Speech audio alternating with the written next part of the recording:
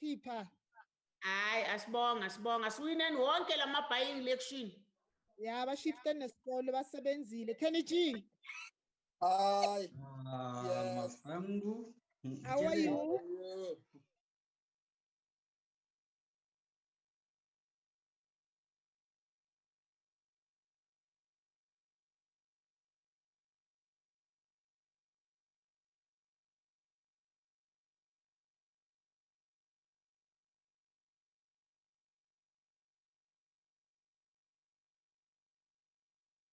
Okay.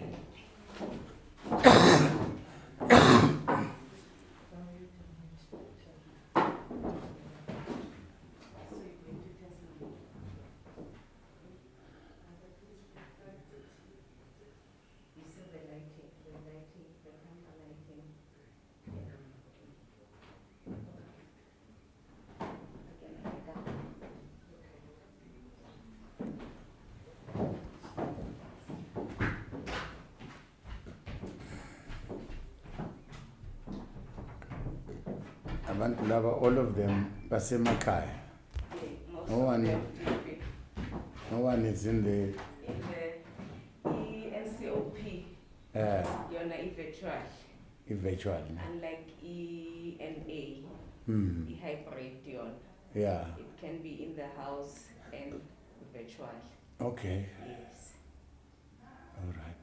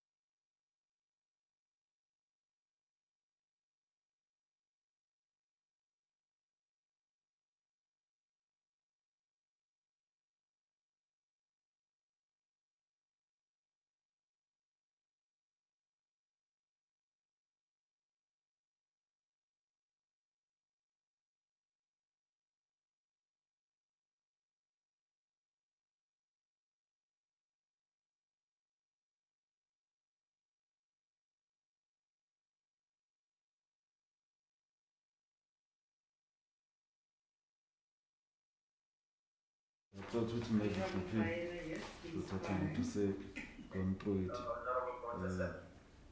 So currently then it's having ongoing as far as water provision is, then we then go to what we cut some of the harvest locus see wind off upon. That's you must teach yourself to number pages. Some members are only logging in now. Honorable Victoria, I don't see him on the platform as well.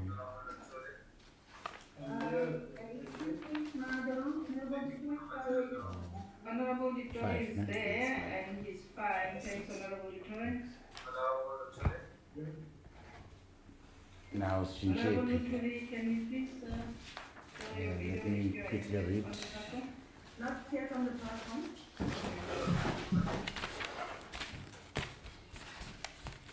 Honorable, let's go on. Honorable Natali is here and then he's fine. I have not seen Honorable Oka.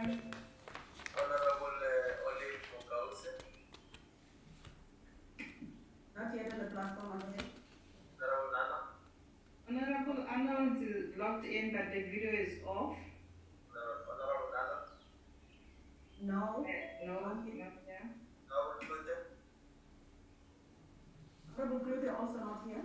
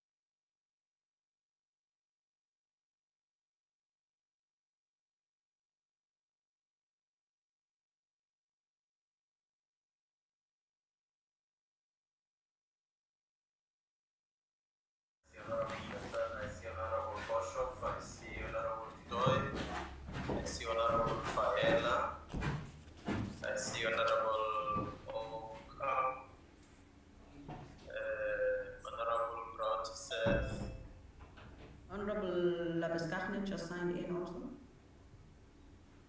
Okay. Honorable Mabuza. Not yet, advocate. Not yet.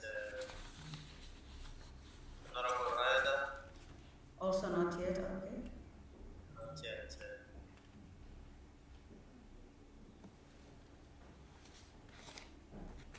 Honorable Mabuza. Not yet on the platform, sir. Honorable Lichichi. Lehihi is also here, sir. Okay, can we see her? Honorable video on. It's off. The video is off. Honorable please switch on your video.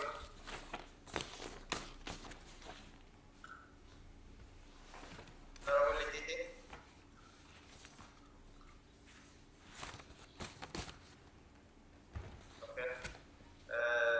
Honorable is the Honorable, good afternoon. Can you please have your video on, your phone on landscape so that we can fill up the screen? Honorable Lily.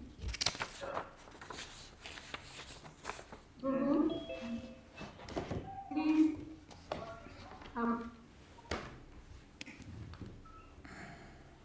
Okay, Honorable, can one of the hosts please spotlight Honorable Lily so I can just quickly assist. Okay, just Honorable, just center your shot a little bit, ma'am, then you'll be fine. Make sure that you move to your right a little bit.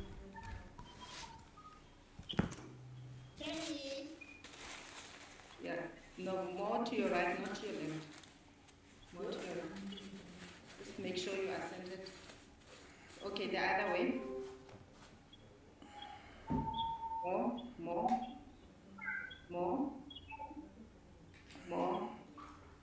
Still not centered, ma'am. If you are going to look, then you will. Can I have her? Yeah, there we go.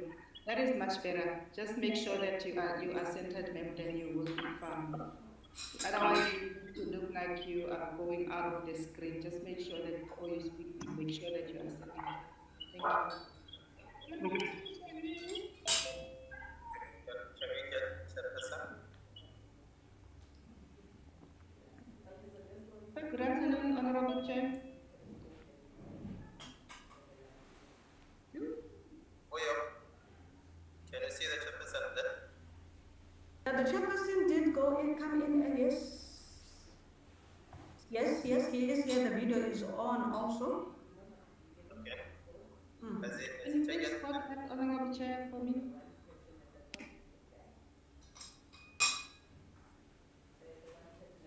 Good afternoon, Honorable Chair. I need you to close the space above your head a little bit. If they can just tilt the laptop forward a bit. Yeah, just a little bit forward, not too much. Yeah, that should work. Thank you so much. Yeah, I'm happy with that. Thank you. Advocate, I think my job is done for this afternoon. Thank you. What is happening?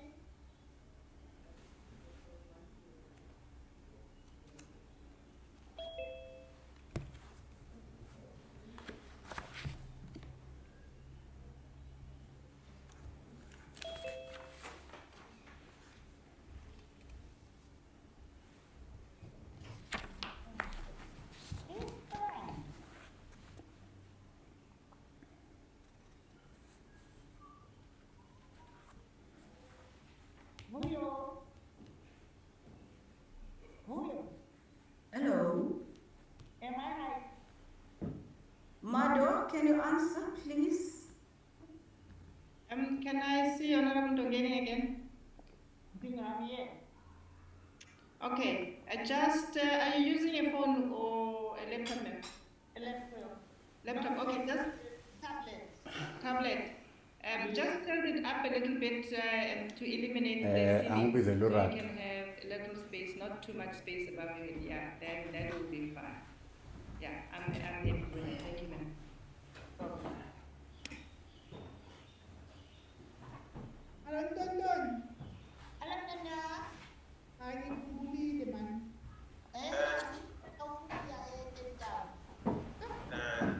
Right. Thank you very much.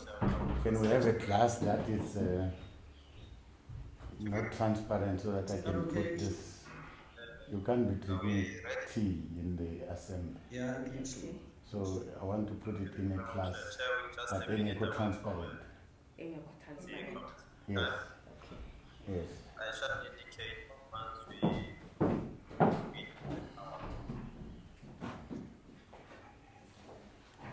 Okay, you're cutting your head off a little bit, just remind your head room.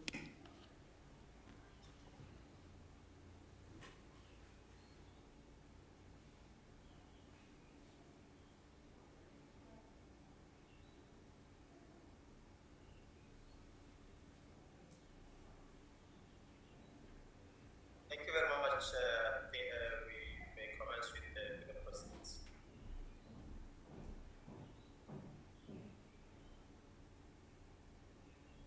Greetings, thank you very much.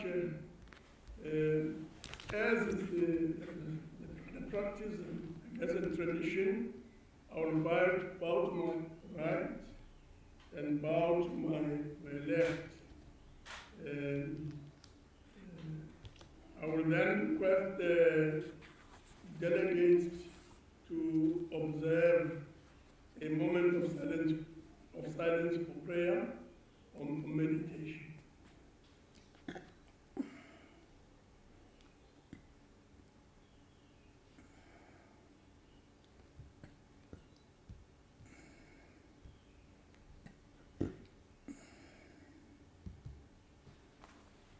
Thank you very much. Honorable delegates, before we proceed, I would like to remind you of the following. The virtual sitting constitutes a sitting of the National Council of Provinces, that the place of sitting is deemed to be Cape Town, where the seat of the National Council of Provinces is. That delegates in the virtual sitting enjoy the same powers and privileges that apply in the sitting of the National Council of Provinces. That for the purpose of the quorum, all delegates who are logged in or on to the virtual platform shall be considered present. That delegates must always switch on their videos, and that delegates should ensure that the microphones of their gadgets are muted and must always remain muted. And to note that the interpretation facility is active, and that any delegate who wishes to speak must use the raise your hand function. And by now, I'm sure honorable members are familiar with the raise your hand function. Why? To move on, honorable delegates, in accordance with Council Rule 2471, there will be no notice of motion or motions without notice. And having said, we should then proceed, honorable delegates, before we proceed to questions. I would like to take this opportunity to welcome the Deputy President. Welcome. Thank you. Further, I would like to make the following remarks. Reply by the Deputy President to a question in 5 minutes. I know that this point is sometimes not that well understood, and it leads to a bit of problem, especially the details of it. But just to restate that the time of reply to the President to a question is 5 minutes. Secondly, that only 4 supplementary questions are allowed per question. Thirdly, that a member who has asked the initial question would be the first to be afforded an opportunity to ask a supplementary question. that the time for asking a supplementary question is 2 minutes. And fifthly, that the time for reply to a supplementary question is 4 minutes. And lastly, that the supplementary question must emanate from the initial question. I would now like to take this opportunity and call on the Honorable Deputy President to respond to question number 13 asked by Honorable K.M. Muimana. And this question is a question on liberalizing rural and or township economies. Honorable Deputy President. Thank you, Chair, for the opportunity.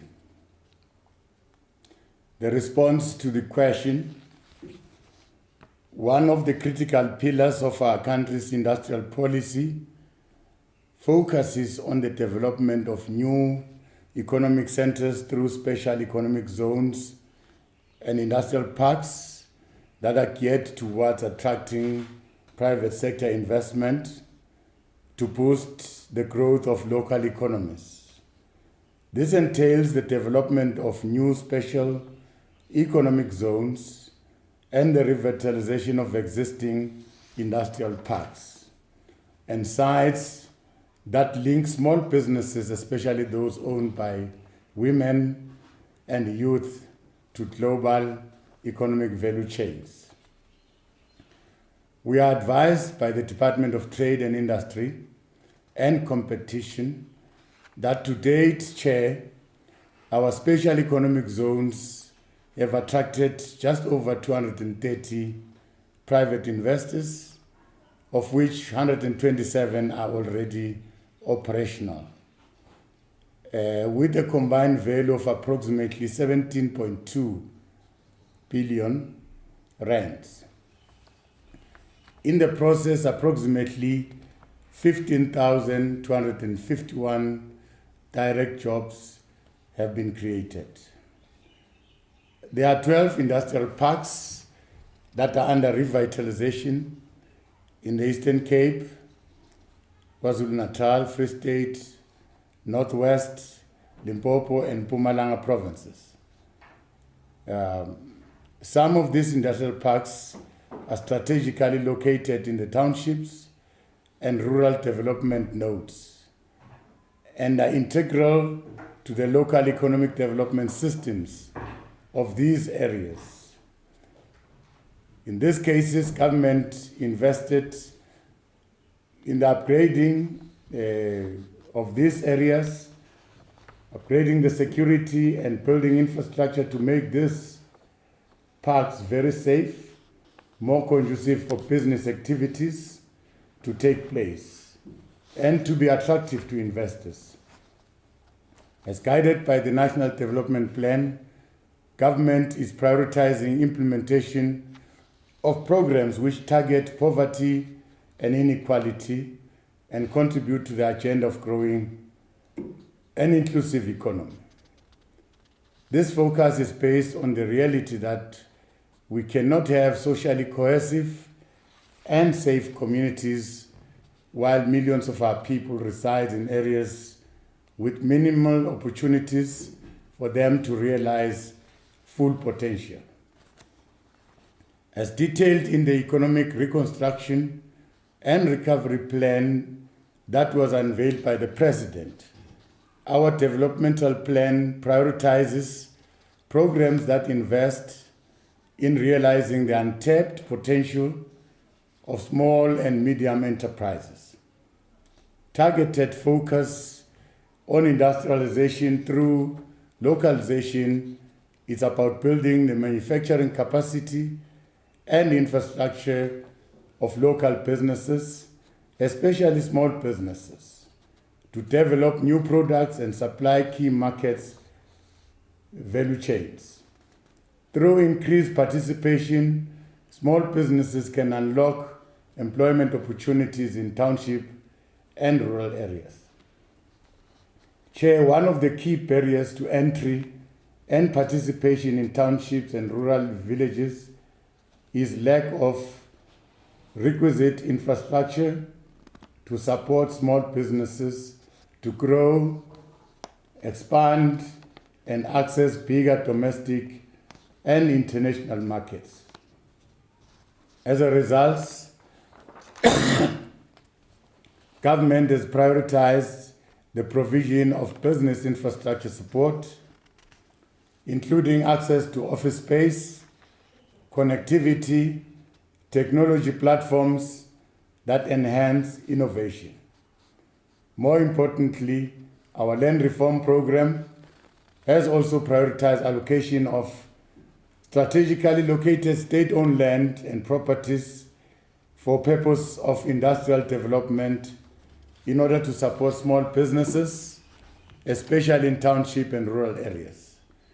Underutilized properties and industrial sites will be repurposed, revitalized for use by small businesses as part of infrastructure to support business operation. Other supply side measures include business incubation, mentorship, entrepreneurship, training, financial support, and market access facilitation. The Department of Small Business Development is championing the product market program, focusing on the refurbishing and repurposing of industrial sites, as well as other municipal-owned properties in order to transform them into product markets. The program is planned to commence in the next financial year and will be implemented in the Eastern Cape, Northwest, Limpopo, Mpumalanga, KZN. These are the few provinces. The product market program will also focus on lowering infrastructure costs and also act as economic hubs for the benefit of SMMEs and cooperatives, affording special priority to those owned by youth, women, and persons with disability. Through the Small Enterprise Development Agency, some of these identified sites will be transformed into centers for entrepreneurship, rapid incubation, and will offer access to infrastructure, business support, and skills to students, graduates, and SMMEs for the catchment area through a structured incubation model. Within the context of the district model, the implementation of targeted economic empowerment models must be based on the spatial mapping of industrial development opportunities of each and every district. This will allow for a clear focus on key economic sectors, products, and market value chains that define the comparative advantage of each district. In all instances, Chairperson, it is imperative to foster local participation to promote and grow the capacity of local businesses to manufacture and supply products, services. In practical terms, our infrastructure delivery program must enable the development of strong local supply industries to diversify access to project development opportunities and avoid the over-concentration of participation within few monopolies within the built environment. On the demand side, government procurement for the delivery of infrastructure such as human settlements, schools, hospitals, and roads will focus on the empowerment of small businesses in township and rural areas to manufacture and supply construction materials to government projects. Infrastructure project opportunities in each district will be profiled, quantified, and set aside for local businesses to promote inclusive economic participation. We have to implement social enterprise model that maximizes localization, community empowerment, and job creation. Another practical example of deepening local participation is ensuring that access to land through our land reform program results in the accelerated empowerment of local farmers. The implementation of the government nutrition program could potentially expand localization through the direct supply of fresh produce to government facilities such as schools, hospitals, prisons, and social development centers. These opportunities will be identified in each district to anchor government recovery intervention. It is encouraging, Chairperson, that some of the provinces have begun to practically implement these economic empowerment models to boost township and rural economies. Our view is that at a national level, there is an opportunity to consolidate and scale these initiatives. As government, we remain committed to ensuring that our development efforts are coordinated and are impactful. The success of our district delivery model will ensure that local economies are realized and they achieve the empowerment of our ordinary people where they live. Thank you very much, Chairperson.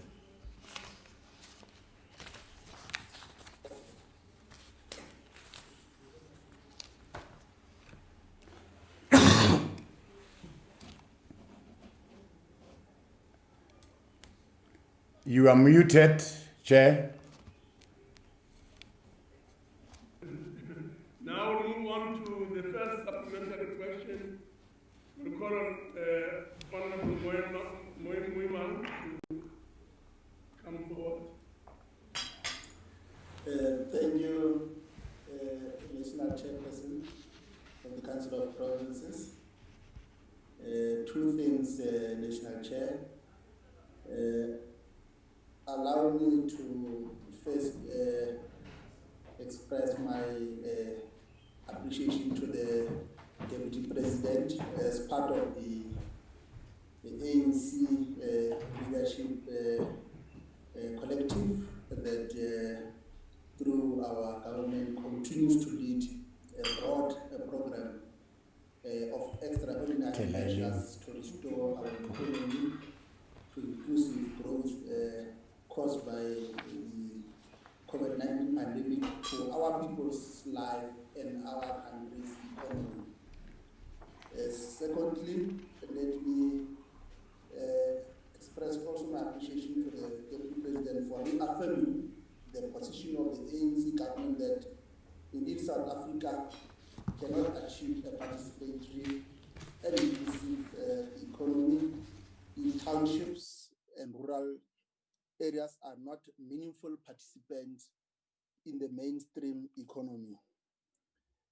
As you have pointed out, Deputy President, using the district development model, is there any plan by the government to revive and recapitalize abandoned factories in township and villages as part of the reindustrialization effort, especially with a focus on the emerging Black Industrialist program? Thank you, Deputy President. Honorable Deputy President.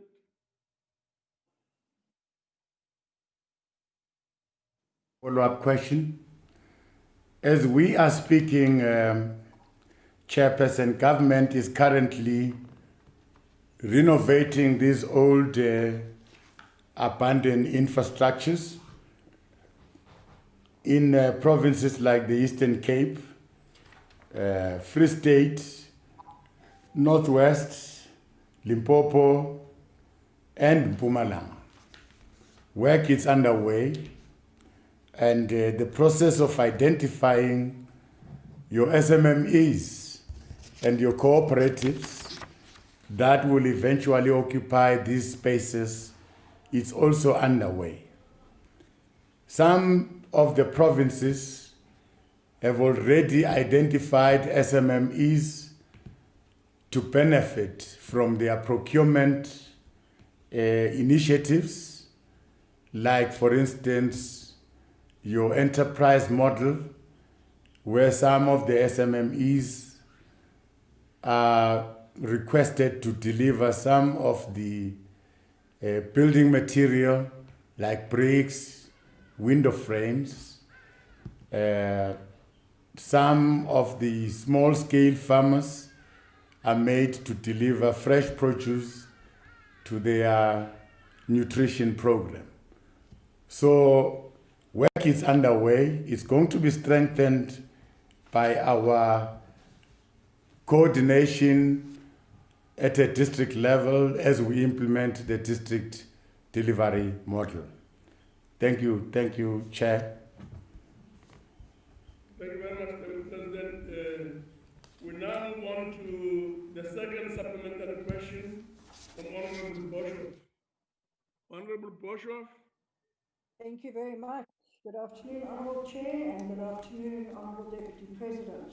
Afternoon. Deputy President, your home province of Mpumalanga, which unfortunately you left in a total state of despair when you decided to upgrade to the position of Deputy President, is the only province without supported employment enterprises. You and your government always speak about those that have impairments or are disabled, but we never see anything concrete being done to assist them. And you also always say that the same opportunities should be afforded to them as is afforded at everybody. Now, Honourable President, this SEE could have gone a long way to assist in the revitalization of rural and township economy. The absence of an SEE in Mpumalanga could be interpreted as you not caring. Could you today, Honourable Deputy President, tell us what you are going to do to rectify this and assist in revitalization of the Mpumalanga economy? Thank you very much, Chair. Deputy President. Thank you very much, Chair. I can see here that the honorable member wants me to go back to Mpumalanga. Now, when I left that province, we have launched a program with Standard Bank that assists SMMEs with seed funding. On the basis that these SMMEs will be given a market by government for their produce, for the things that they are producing. For instance, all those SMMEs that were involved in our enterprise model, they were manufacturing bricks. We brought in SAPS to look at the quality of the bricks. If they get approved, as government, we are sure these SMMEs to buy those bricks. And finally, they are able to pay the amount of money that they owe to Standard Bank.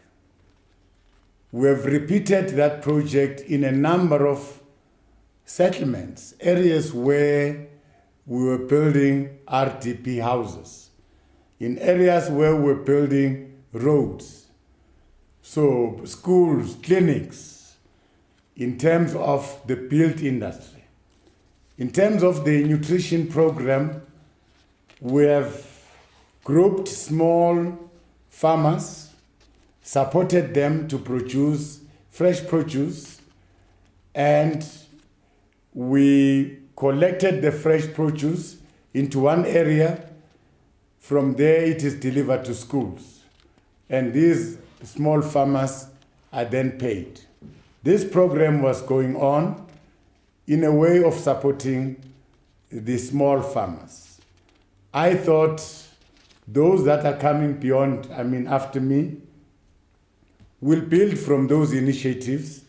Now that we are bringing the special economic zones in Nkomazi and Witbank, these are the areas that will sort of enhance and support the province and support SMMEs in that space for their growth, for their training, and for their markets.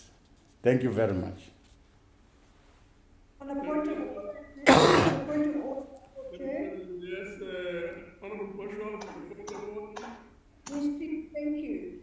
I was not fully answered. I did not speak about SMMEs. I spoke about SEE, Supported Employment Enterprises. It's completely different to SMMEs. That's not the point. Yes. The third supplementary question is from Mr. Arnold. Honorable Arnold.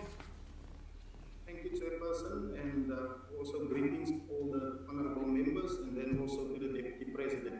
Thank you. Deputy President, many state interventions, and you have mentioned interventions, have sought to address the high levels of poverty and unemployment in townships, as well as their segregated nature. However, these interventions has often been ineffective because of a lack of understanding of the functioning and the requirements of an economy.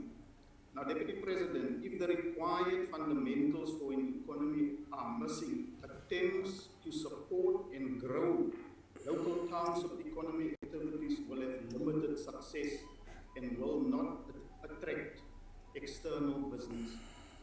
Now, the key question, Deputy President, is whether the socio-economic challenges can be addressed by intervening in township economies, and how can your government improve the access to residents in townships outside of their own areas, seeing that there is limited and no space in townships? I thank you. Honorable Deputy President. Thank you, Honorable Chair.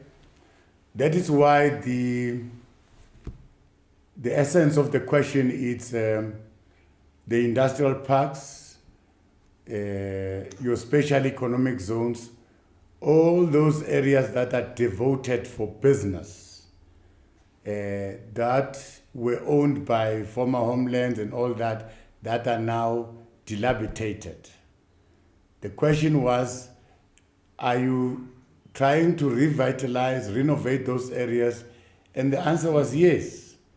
And I've cited the provinces where these areas are being renovated.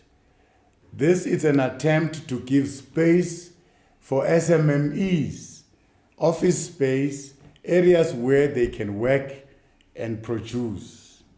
Now, in the past, we realized our shortcomings of working in isolation. Municipalities were working on their own, provinces were working on their own, national department also working on its own. Now we've created this district development model, which brings together these three spheres of government so that they produce one plan to assist these SMMEs. Now, this assistance is going to be a collaboration of all these spheres of government so that the sustainability, and we can see these SMMEs growing into bigger commercial businesses. Thank you. Thank you very much, Deputy President. To the fourth supplementary question from Honorable Mfaela. Honorable Mfaela.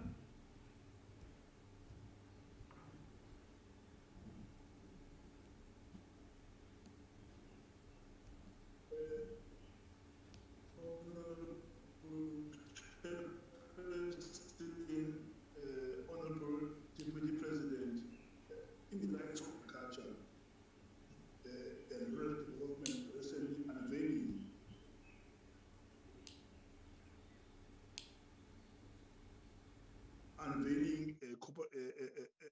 of a cooperative 400 hectares farm which is run by women. Whether government has any mechanism in place to ensure that women are not being exploited, and whether consider self-development programs in the form of business and agriculture forums which aim to develop women's skills and ability in the agriculture market and provide them with a platform from which they can reach for a big leadership in the agriculture sector. I thank you. Honorable Deputy President. Thank you, Chairperson. Yes, Chair, in terms of our land reform program and where we are at the moment, the Minister has announced our intention to give back land to women, to young people, and to people with disability. She even went to an extent of citing the number of hectares, 700,000 hectares of land is going to be made available. So this process is going to be transparent, everyone will be aware, and it's going to be happening in all our municipalities, in all our provinces and districts. What is going to happen is that after we have allocated this land to this category of people, these people must then be supported. Our decision is that we are going to anchor our support as government at a district level. Nationally, we are going to come to a district level and have a presence there. A province will also have a presence at the district level. And a municipality will have a presence there. So that the kind of support we give to a small farmer, it's a coordinated support, and it's not just a support, but it also goes further to look at the kind of produce that the farmer is producing and the market where this farmer is going to sell his or her produce. Thank you very much, Chair. Thank you very much, Mr. President. Next question is question by Honorable Tim Broderseth on the disruption of road project. This question is directed to the Deputy President. Deputy President. Thank you, Chairperson.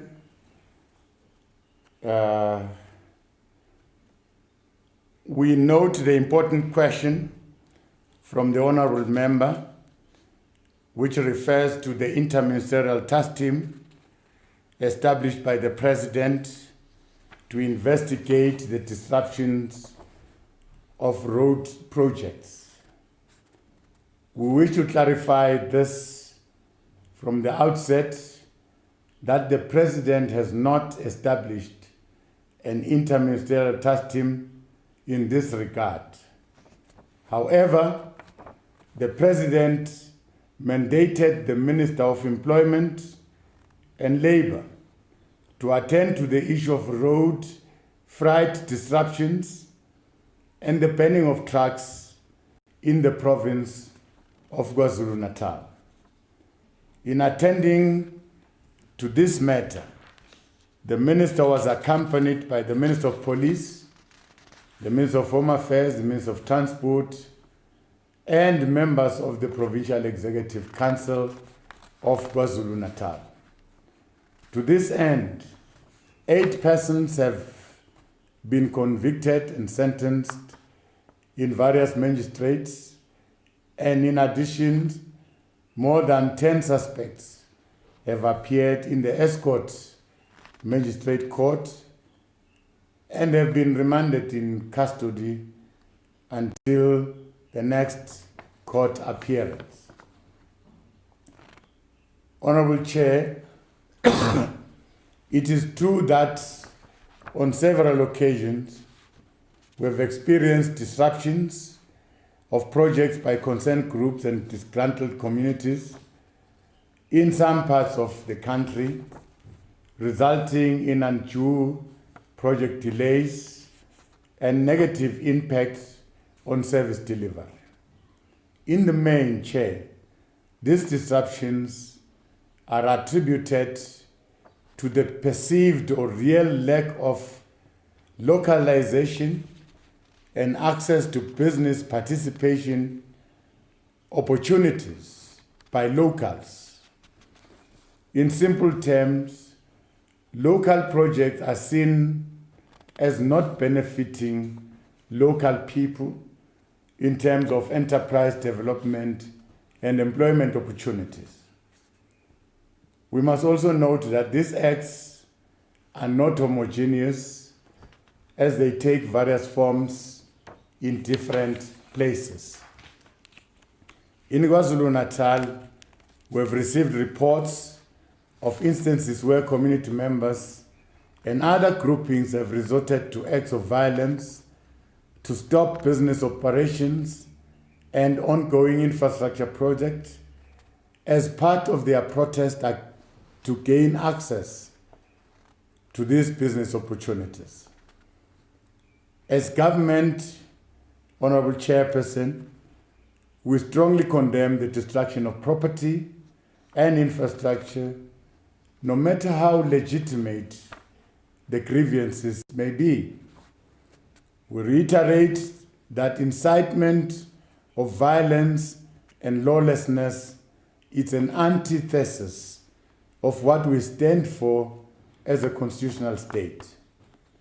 While law enforcement efforts are key in ensuring stability and safeguarding human lives and the destruction of property, we should be under any illusion that is solely a law enforcement problem. Government has to deal with underlying socio-economic problems that are the root cause of such disruptions. We should find systematic and structured ways of engaging communities and lobby groups on matters that affect them. The district development model provides us with an appropriate institutional platform that allows for the analysis, profiling, and resolution of key and peculiar issues faced by communities in a given district. It also allows for government across all spheres to craft a shared one plan that responds to issues raised across all key sectors of our society. The pursuit of broad-based economic inclusion and empowerment remains central to our plan of resolving the disruption of projects, especially economic infrastructure projects. Specific attention must be paid to the deliberate planning of projects in a way that benefits local people in terms of enterprise development and employment opportunities. Our overall approach to project planning and implementation must be guided by the need to attain localization objectives. For each project, specific local participation targets in terms of budgets and work packages designed to benefit local people and small businesses must be predetermined. At a district level, engagement with formal structures such as business forums, farmer unions, community leadership structures will be very crucial to ensure that all projects are properly communicated and shared in terms of community participation and benefits.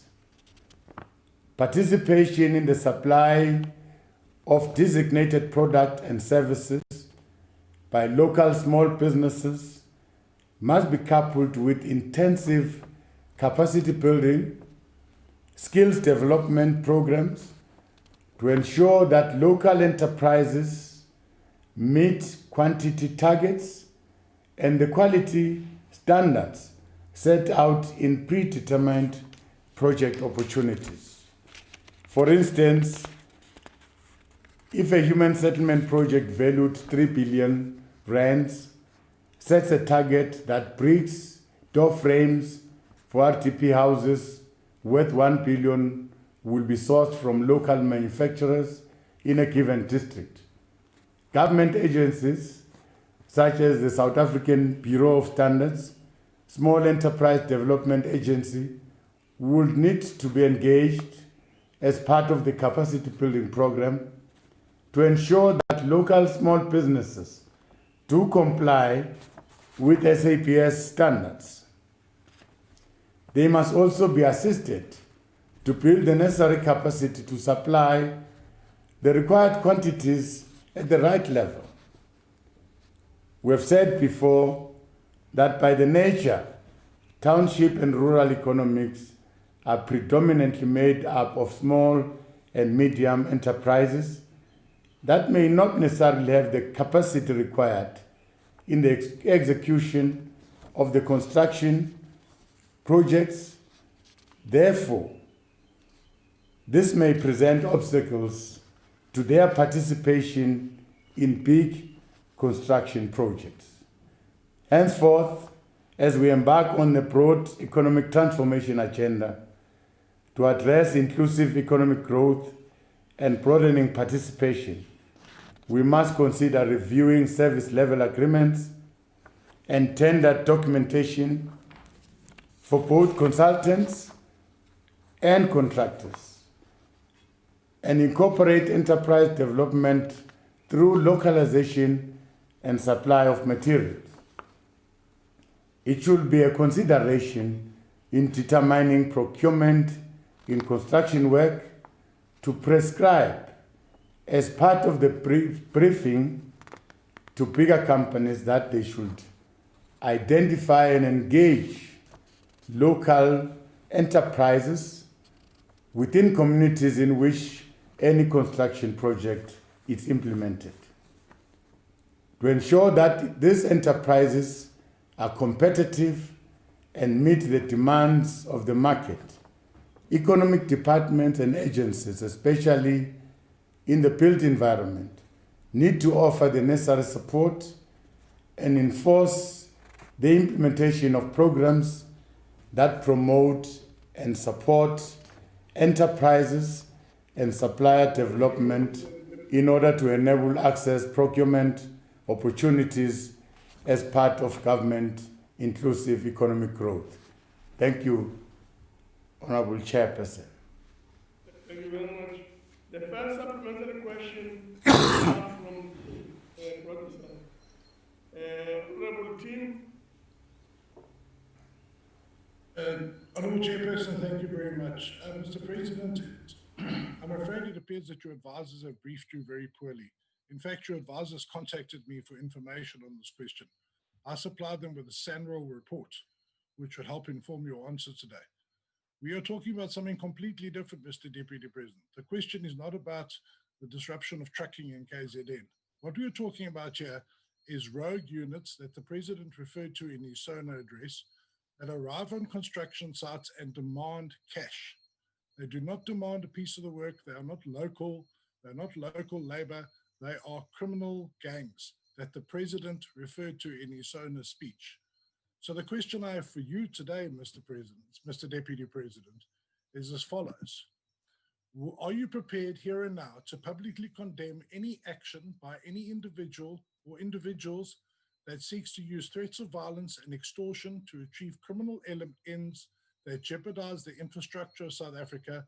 And will you commit to ensure that individuals involved in such action, whether they are members of the governing party or not, face the full might of the law? Can you please answer that, Mr. President, and not a long story about trucking? Thank you.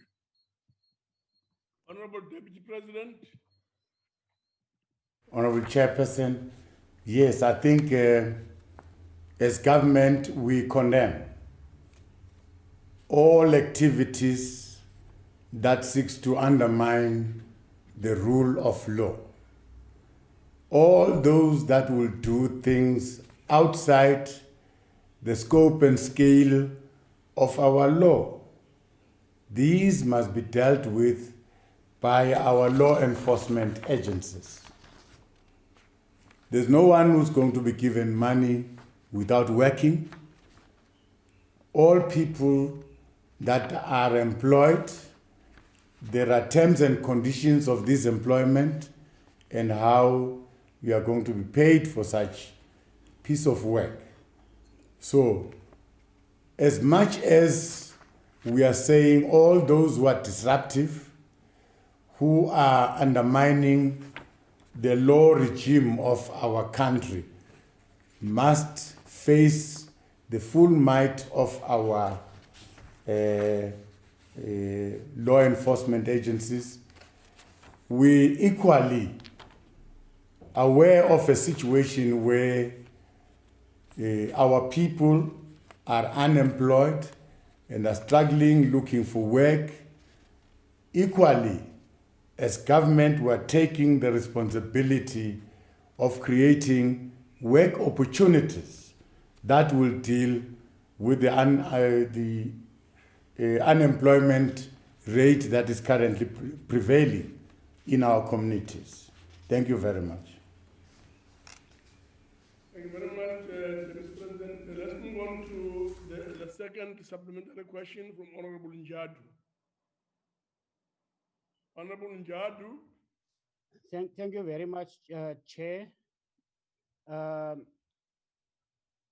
Honorable Deputy President, let me take this opportunity to appreciate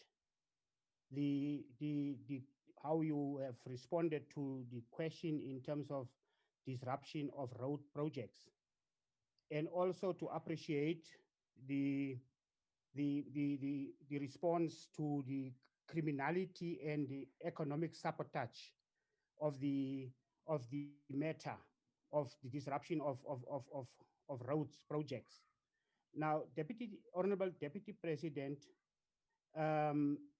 there's a perception of lack of transparency in the awarding of some of the contracts, and also to fuel dissatisfaction amongst local communities.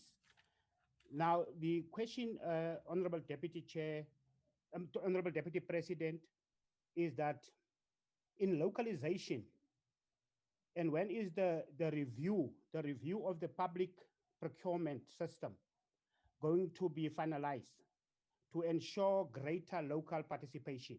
Thank you very much, Chair. Honorable Deputy President. Chair, and thanks for the follow-up question.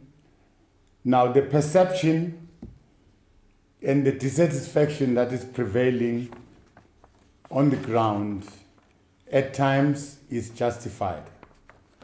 It's justified because local communities are not engaged, they are not briefed about what is happening in their own environment. So I was saying that we need to change that scenario.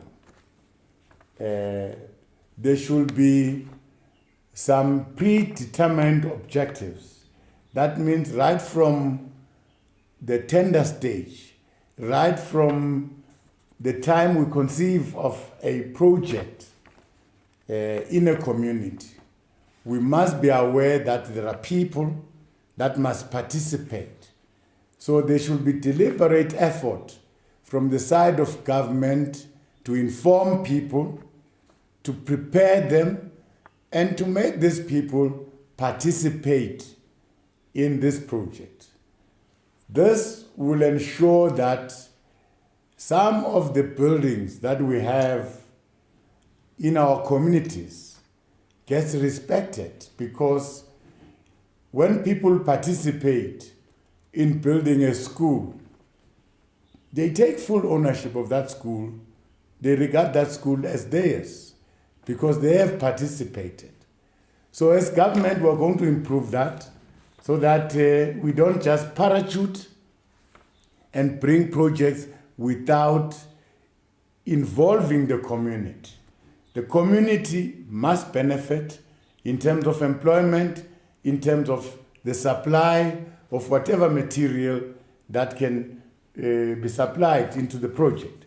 But that must be happen in a very orderly and predetermined way. That will happen right at pre-tender stage, at the tender stage, so that there's order. We are going to organize ourselves, the three spheres of government, whoever is bringing the project, whether it's national, whether it's a province, whether it's a municipality, all of us are going to be supportive, are going to work together to support our communities and to show that we minimize disruptions in those construction sites. Thank you. Thank you very much, President. Next supplementary question is from Honorable Detroit. Honorable Detroit. Thank you, Honorable Chair. Honorable Deputy President, with regards to the arrests that have allegedly been made up to now, and that there are further ongoing investigations, as you said, whether this is as a result of an interministerial team or another entity, my question is, has it been found that there were any political interference or were any politicians or MPs involved in any of the disruptions related to road projects? Thank you, Chair. Thank you, Chair, and thanks for the follow-up question. From what we've received on the ground is that purely this is it's caused by the communities and our people there fighting for the meager opportunities that are available. We have not discovered any political influence that is meant to stop a project, but merely people are looking for jobs and people are looking at participating. So this is what we have discovered. But some people, they have misunderstood the intention of government because they just want to be given money without them working and contributing. They always talk of 30% that is set aside for the locals, and the 30% must just be given free of charge. No. Our locals are going to participate, they're going to be trained, they're going to be supported, but they must earn their living. They must earn the money that finally they are going to get out of the project. Thank you very much. Thank you very much. We'll now move on to the last supplementary question, that's the fourth supplementary question from Honorable Lutuli. Ngiyabonga Sihlalo, ngibingelele. Asekela Mongameli, kuyazwakala ukuthi uthi umongameli azange waze waba nethimba alithumela owakha ithimba lokuthi lihambe liyobheka lobugebengu, kepha wathumela abominista ukuthi bahambe bayobheka. So umbuzo uthi bona kominista isikhathi sebefikile KwaZulu-Natal bakwazi ukuthola ngalelo phiko lamadela kubona ukuwona ademanda lo 30% womsebenzi, futhi basuke bengadimandi u30% womsebenzi, kepha basuke bedimanda u30% wemali yomsebenzi osuke utholwe i-main contract. So umbuzo ke uthi ikuphi njengohulumeni enikwenzayo ukuvikela osomabhizinisi abakhulu nabancane, ikakhulukazi abancane okusuke kuyibona okumele bathole 30% othathwa ilamadela ngokubona. Ngiyabonga. Deputy President. Ngiyabonga Sihlalo. Esikubonile sohulumeni ngemva ukuthi awuminista baye lapha yana bayoxazulula inkingi. Sikubonile ukuthi kufanele ukuthi abantu bendawo la kwenziwa khona umsebenzi babe nalo ulwazi ngomsebenzi lo ozokwenziwa. Futhi ke sikwenze kube ngumsebenzi wethu ukuthi nabo babe khona bakwazi ukubamba iqhaza, bakwazi ukuba nengxenye yalomsebenzi abazowenza nabo ukuze kube khona bakuzuzayo okufana nomsebenzi abazovukela njalo bahambe bayosebenza ukuze uma kuphela inyanga kube khona bakutholayo. Futhi ke kukhona abosomabhizinisi abancane abakhona endaweni ukuthi ngokufika kwalabo osomabhizinisi abakhulu abazokwakha la amathuba ukuthi bangakwazi ukusupplya izinto ezifana netina, ukufana nama window frames, kuya ngokuthi project leyo yini. Kukhona okuncane osomabhizinisi abakhona ekhaya abasafufuthi abangakufaka nabo njengesandla ukuze kube khona abakuzuzayo kuleyo project. Kodwa lokho kufuna kwenziwe uhulumeni ngokuthi acacise ukuthi into enje izokwenziwa awosomabhizinisi abancane. Abantu abazocashwa kufuna babe neskill esingaka, nawo ama-department azosiza ukuthi abantu labo abatrainwe phela ukuze bakwazi ukuthi uma bayosebenza lapho kuleyo project bakwazi uku-eda i-value kuleyo project ngoba phela batrainiwe. Nalaba osomabhizinisi abancane nabo babekelwe okwabo ukuthi bazokwenza. Sikucacise lokho singakawuqali umsebenzi. Ngiyabonga. Siyabonga Deputy President. Umbuzo landelayo ke ubuzwa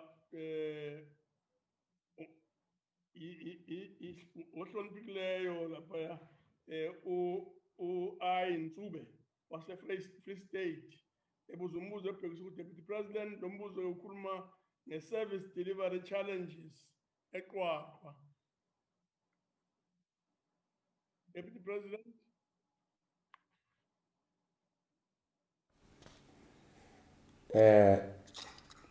Our response to the question,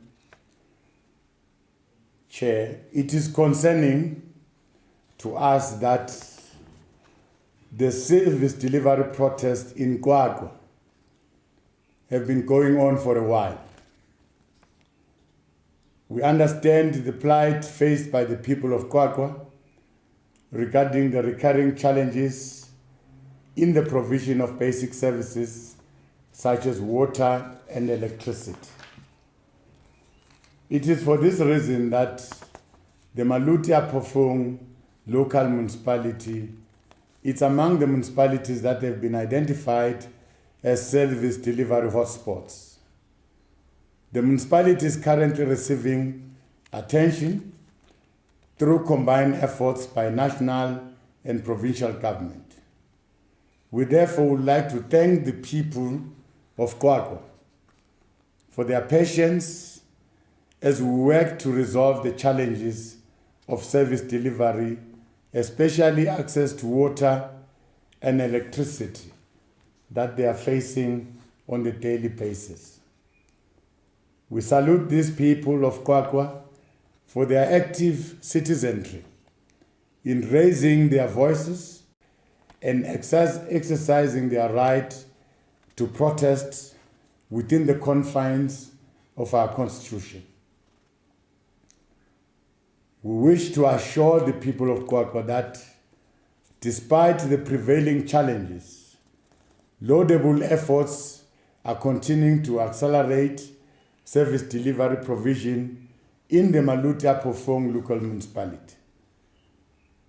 Currently, yes, the municipality is having ongoing challenges as far as water provisioning is concerned. The genesis of the water challenge is that the Free State province has been experiencing severe drought since 2015, thereby leaving water levels in all dams decreasing to below 30%. It is thus surprising that the water shortages are not predominantly encountered in the area of Kwakwa, where the main water source, Figa Patso Dam, is nearly dry. In responding to this challenge in the short term, the Department of Water and Sanitation appointed the Sitibeng Water, working with Maluti-Apofong local municipality, to implement the emergency drought relief project in order to ensure that there's water supply to the communities around the area. The long-term solution is to relieve pressure from the Fika Paso system and to minimize water losses by refurbishing the water reticulation system, thus alleviating the supply challenge and to meet further demand necessitated by rapid population growth within the municipality. The interventions that have been implemented to address water shortage and improve the situation in Kwakwa were through the Regional Bulk Infrastructure Grant and Water System Infrastructure Grant. As today, we are informed that 4 out of 8 of these intervention programs under these grants have been completed. The construction of the Sterkfontein water treatment and supply system, which includes the extraction works, pipelines and reservoir to the northern area of Kwakwa. The construction of the Makwane water treatment, which extracts water from the Metsi Matso Dam to supply the surrounding areas. The northern bulk storage, the Kwakwa borehole projects, comprising of 60 boreholes that have been drilled and tested. These interventions will ensure that in the long run, water supply is restored. We note the interventions that have been made by government, which were targeted at the challenge of electricity supply. The Maluti-Apofong municipality, together with the Department of Cocktail and National Treasury, have approved the implementation of the private sector participation model. This will focus on improving the water, sanitation, and electricity infrastructure through the replacement of faulty water and electricity meters with smart meters that are not easily tampered with, as well as upgrading of the water and electricity network. Through the ESCOM political task team, which I chair, Maluta Pofong has been identified as one of the top 20 municipalities defaulting on their debt repayment to ESCOM. Drastic measures are being implemented to ensure that municipal debts to ESCOM are addressed, including providing targeted technical support to municipalities so that it builds requisite capacities to deal with the challenges relating to tariffs, billing, collections, metering, and illegal connections. This will ensure that the municipality is able to provide electricity, which is critical for water supply as well. Thank you, Chair. Very much. Next question is a supplementary question. Comes from Honorable Ntube.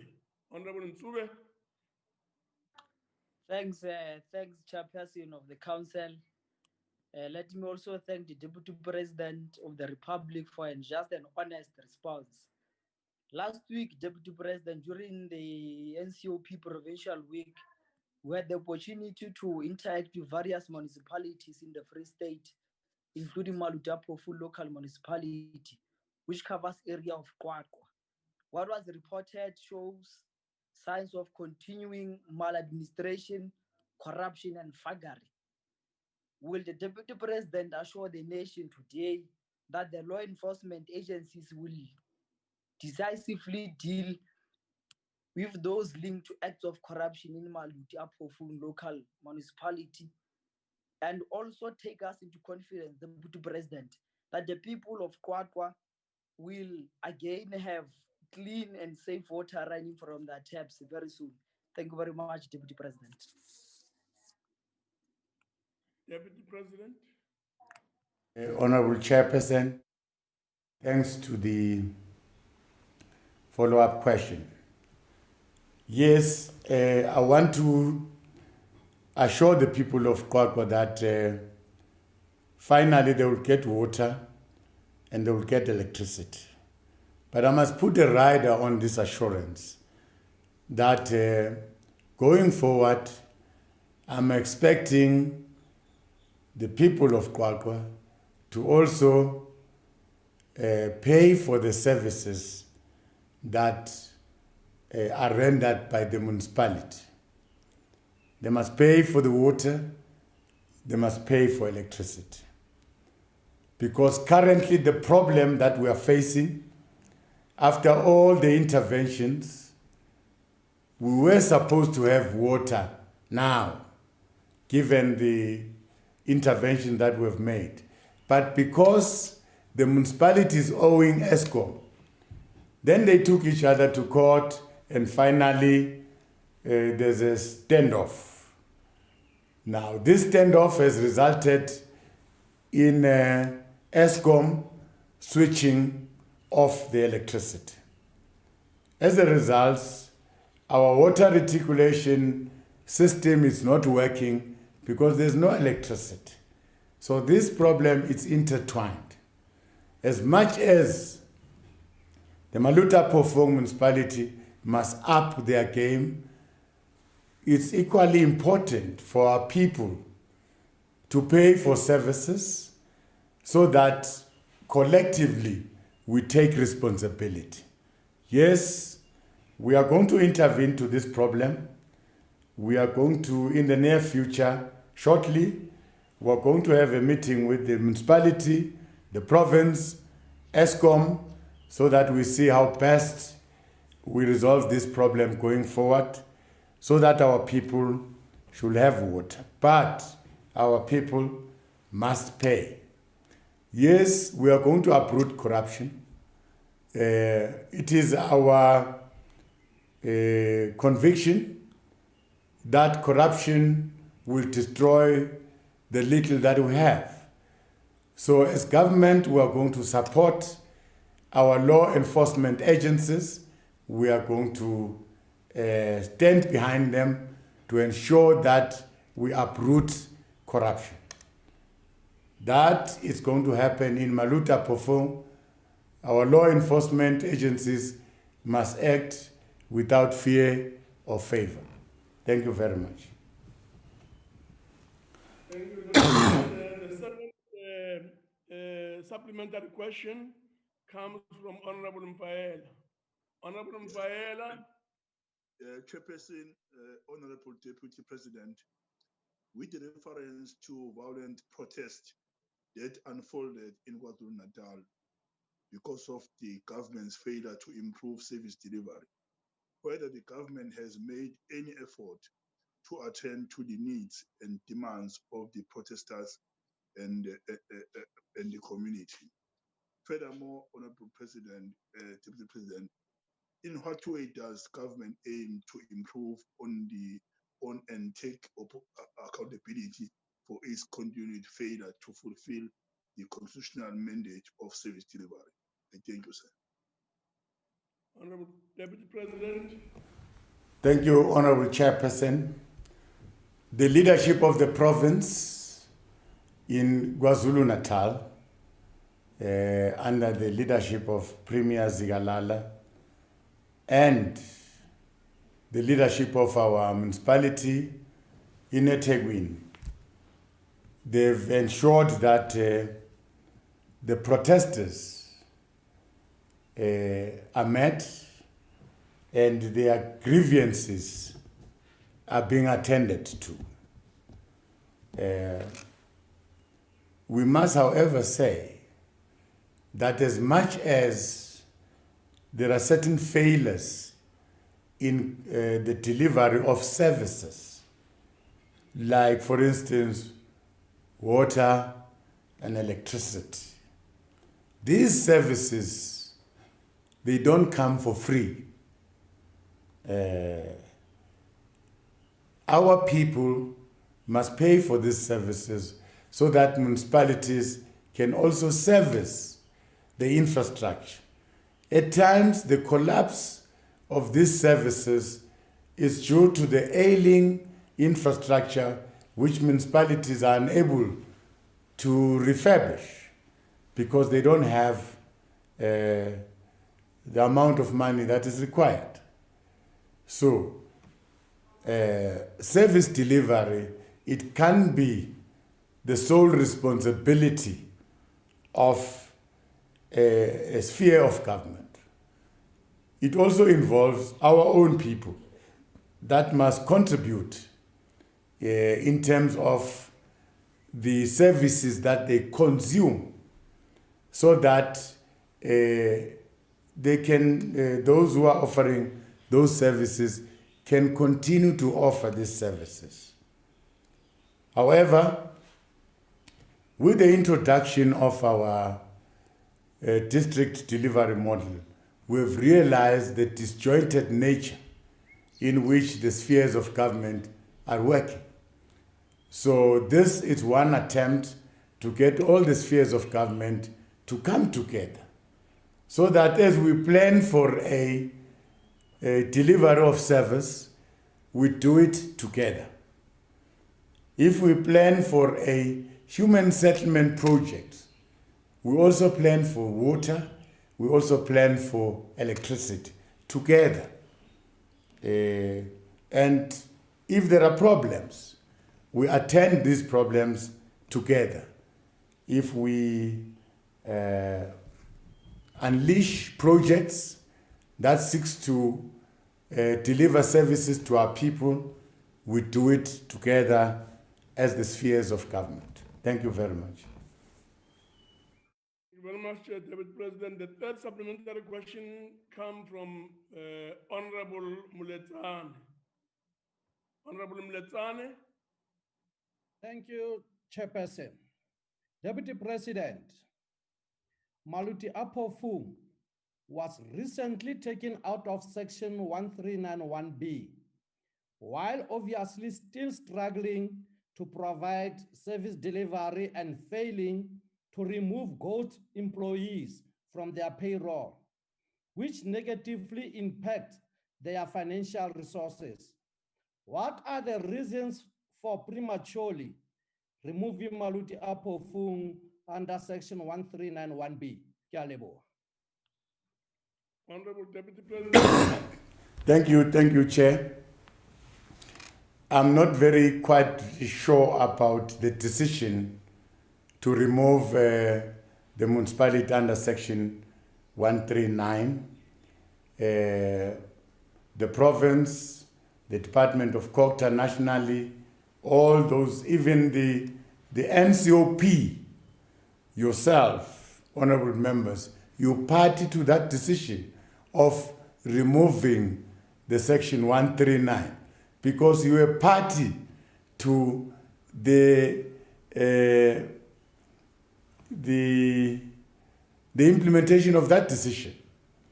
Remember, you get consulted all the time when Section 139 must be instituted as a house. Now, collectively, we are responsible. Maybe I can also ask the same question to you. Why did you agree to remove this municipality that early? But I'm thinking that those that are responsible wanted to give this municipality an opportunity to move on so that they must not stay under administration for a long time. Of course, what has worsened the situation now? I think all of us must understand it very well. It's the challenge of electricity. The municipality was owing ESCOM for a long time. Now, defaulting now again on the payment schedule until such time that ESCOM went to court and got a court order. Now they're in court, so there is no supply of electricity. If there is no supply of electricity, that means your water infrastructure, your purification plants, your reticulation system can't work efficiently, can't work because there's no electricity.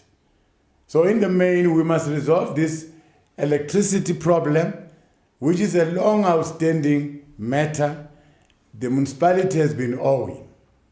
Now, it is not only the municipality's problem. In certain instances, provincial departments are owing the municipalities in terms of certain services, which we are going to check in this case. And in certain instances, national departments are owing municipalities, which in this case we are going to check, so that collectively we take responsibility. Those that are owing Maluti Apofung must pay Maluti Apofung. Maluti Apofung must pay ESCOM. Thank you very much. Thank you very much, Deputy President. The fourth and the last supplementary question is from Honorable Okam. Honorable Okam. Thank you, Honorable Chairperson. Honorable Deputy President, thank you. Honorable Deputy President, the city of Kimberley is once again suffering under the strain of water mismanagement. The city was left waterless for 5 days, while Sol Plaatje once again waited until the last minute to schedule work on the main pipeline that's coming from Riverton. Due to the city's inability to supply the whole city with water, water shedding is commencing this week, just in time for the extremely hot Kimberley summer and for the December holidays. This has become an annual phenomenon that lasts for months at a time. In addition to insufficient water supply to accommodate all residents, the city is also affected by ongoing sewage overflows. I want to know whether, with reference to the implementation of rapid response interventions on service delivery and troubleshooting in service delivery hotspots, the government will institute an intervention in Kimberley If not, why not? And if so, what are the relevant details? Honorable Deputy President, several other municipalities in the Northern Cape, including Ubuntu, Mtanjeni, and Gamagara municipalities, are currently facing serious water challenges due to mismanagement of their water infrastructure. In effect, the residents are left without water for most of the day, every day. This is a developing crisis. Will the government institute a broader intervention to ensure that Northern Cape towns do not run out of water? Thank you very much, Honourable Chairperson. Honorable Deputy President.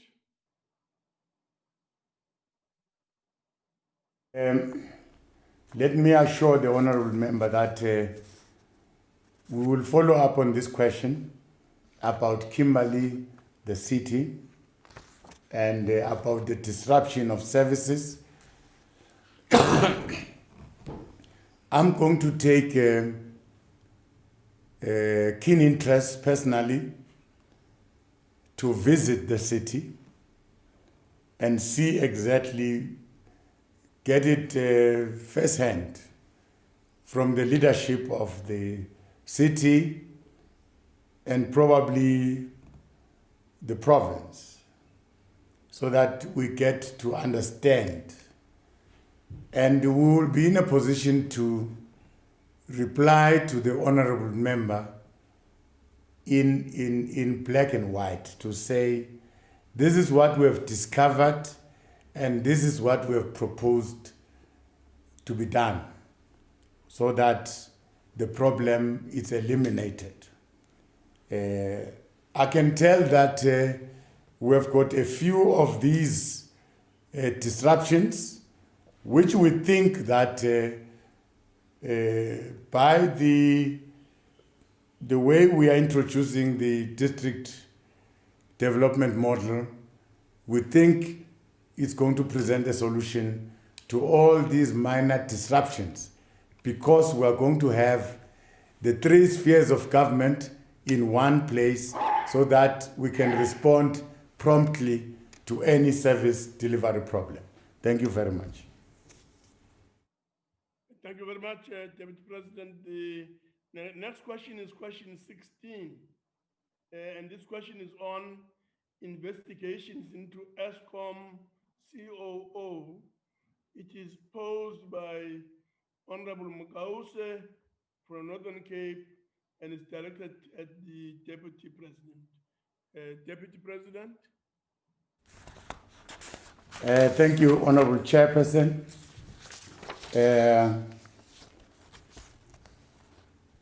We want to reiterate our previous position that we have stated in our previous response that was given on the 25th of June 2020 in the National Assembly and the 3rd of September in this very same House in relation to the question about investigation against ESCOM executive,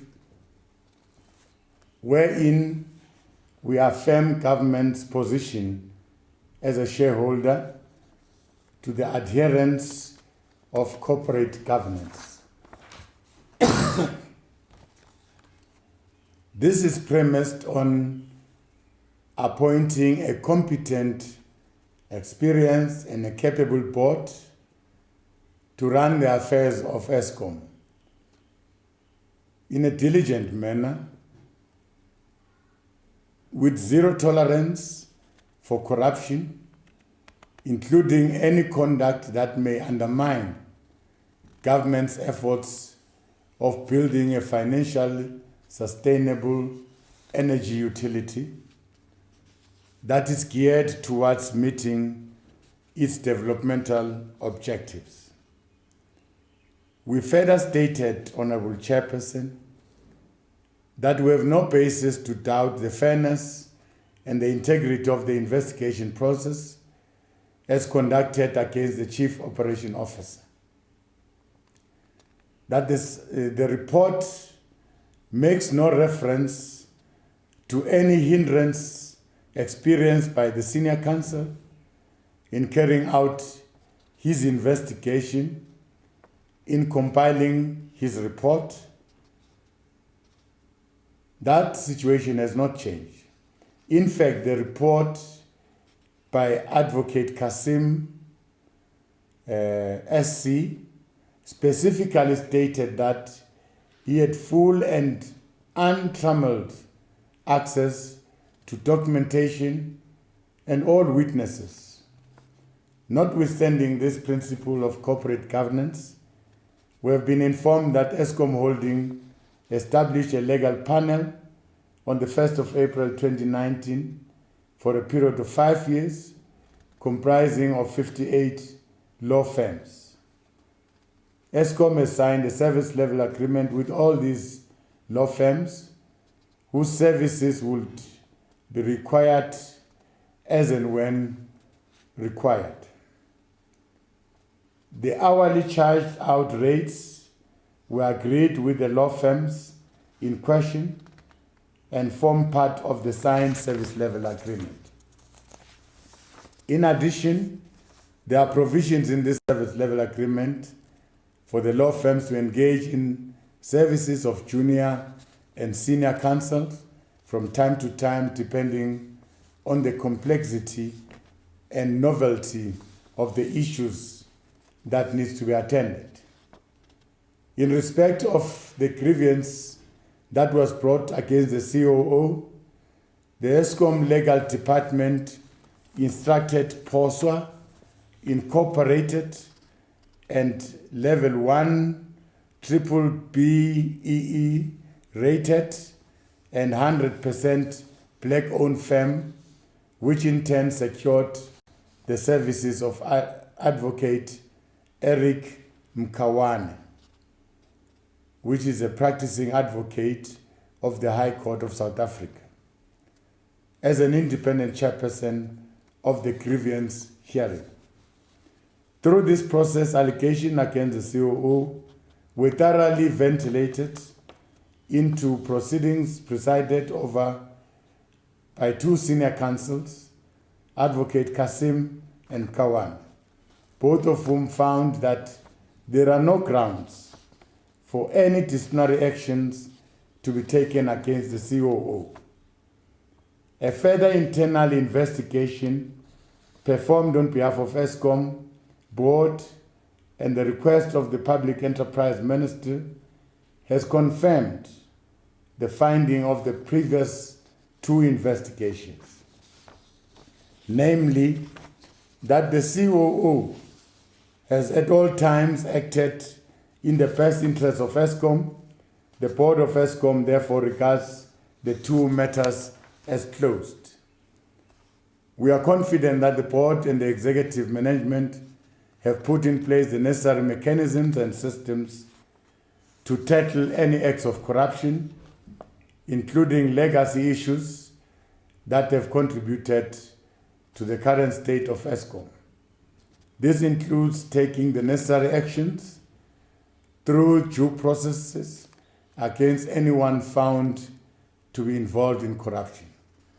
We therefore encourage members of Parliament, members of the National Council of Provinces to utilize the available parliamentary mechanisms, the structures that are available, our portfolio committees, to hold these boards of state-owned enterprises, chief executive officers, accounting officers of our national departments accountable, including providing clarity on measures to be taken to deal with corruption. Thank you very much, Honorable Chairperson. Thank you, President. The next question, which is the first supplementary question, will come from Honorable Mkause. Honorable Mkause. Thank you, Chairperson of the National Council of Deputy President. Every time we raise an issue about ESCOM, you refer us to your previous responses, either of the National Assembly or the National Council of Provinces. But that's a separate matter. Maybe you'll tell us one day Why are you forever referring us to those responses? There are few issues that we want to be clarified, especially for those who fight side by side with the EFF in terms of fighting corruption. Deputy President, we run the risk in this country of making corruption synonymous with black people, because when allegations of corruption and maladministration are raised against white people, they're swept under the carpet. It is a fact that John Oppenholzer was a shareholder in Stefano Stocks, a company that received over 1 billion rand, Deputy President, overpayment from Eskom. And he participated in taking a decision about paying Stefano Stocks. This, Deputy President, is a clear case of corruption. It is also a fact that he pressured subordinates to find a job in Cape Town for his brother-in-law, Gregory Jacobs. This, Mr. Deputy President, is a clear case of nepotism. In your view, Deputy President, was it correct to keep Oppenholzer in his position while investigation against him are still on? Why was he not suspended pending finalization of this investigation? Can you be clear and honest and not refer us to your previous responses either in the NA or in the National Council of Provinces? Thank you. Honorable Deputy President. Thank you, Honorable Chair, and thanks for the follow-up question. Well, it is a very unfortunate perception that corruption seems to be synonymous with blacks. It's a very heavy loaded statement which can cause fractures in society. As members, I think we should be wary of such statements because very divisive, mindful of our past, where we come from. We're trying to build a nation, so let us follow corruption. Let us not give corruption a color. I'm very happy that we're trying to fight corruption. All of us, we're standing up, but let us not give corruption a color. Now, the report of those who were investigating stipulates very clearly that there were no attempts to block the investigation. Probably it was those who were investigating that were supposed to recommend that the COO must be suspended because he is tampering with the investigation. But there was no such allegation that was raised by the investigation team. So the question does not arise. They've investigated, they produced a report, and a report that exonerates the COO from wrongdoing. Now, when I hear the honorable member, it seems like the honorable member has got more information that I don't have about some of the things that are happening in Eskom that are wrong, that borders around corruption. But honorable member is aware that we have got our law enforcement agencies, we have got all the right to approach these law enforcement agencies and to open a case, to say there is this and this and this and this, and we think there's corruption here. But if really we want to understand how this investigation was conducted, I think the report is before us. There's nothing that we are hiding, and we are not pursuing people because of their color, unfortunately. Thank you very much, Honorable Chair. Thank you very much. The second question, Honorable Nana. Honorable Nana. Thank you, Chairperson of the NCOP. And Honorable Deputy President, I am pleased that you are encouraging and urging us as MPs to utilize mechanisms available at our disposal to hold the boards of these SOEs accountable. To me, that is a reassurance that we really needed as MPs. But Honorable Deputy President, given that ESCOM has undertaken a plethora of corruption investigations, and the one referred to by Honorable Mabuza relates to fuel contracts, which are a subject of many dubious contracts.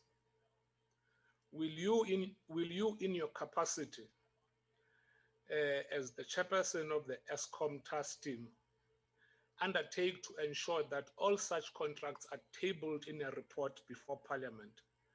And in this way, transparency and accountability will be served. Parliamentary oversight will be assisted, and that will be in the best interest of all South Africans. Thank you. Honorable Deputy President. Thank you very much. Like I said, this August House has got all the rights to request anything where you feel not satisfied. You can request this direct from ESCOM executive, from the board itself, that you've got a right to call. But because in this case, you are requesting me to do it on your behalf, I'll do it. I'll request those contracts, especially for fuel. You want to see whether in your own right there is no something hidden or any corruption in those contracts. Those are going to be provided to you. But on top of that, I want you to engage. It's one thing for me to just give you something written in black and white, but I want you to probably engage with the board, ask questions where you don't understand. You can also engage with the executive where you don't understand. Let us shy away from developing perceptions that are incorrect, that are devoid from the truth, because we have got the opportunity to pursue the truth. You have got these people in front of you. You can ask them. Thank you very much. Thank you very much, Honorable Deputy President. We'll now move over to the third supplementary question from Honorable Klute. Honorable Klute. Thank you, Chairperson. Just from the onset, I should just say anyone who is probably guilty of wrongdoing should be investigated. Doesn't matter what color that person is. But I do get the feeling that there are many more problems that we are not really attending to. This is one now that we've discussed. I mean, in the history of buying mops, ESCOM will probably have the best wooden mop ever. 200 was just revealed this weekend. I just want to go back to the report that the Deputy President spoke about. The report also warns of an emerging pattern of underperformers to style themselves as whistleblowers when called to account, a trend that's at odds with the desired high-performance culture that Eskom is seeking to inculcate its employees. Now, we've had 3 investigations, all clearing the COO. It appears, Mr. President, that you accept Eskom's position on this. I would like to know from you. The Eskom CEO recently, just this weekend, expressed his concern of exposing incompetent employees. Will you, as government, support Eskom and the CEO to expose these incompetent employees and in his attempt to fix Eskom? Thank you.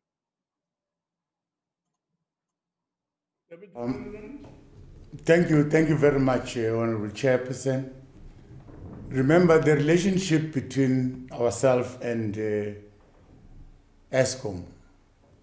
We are shareholders, and we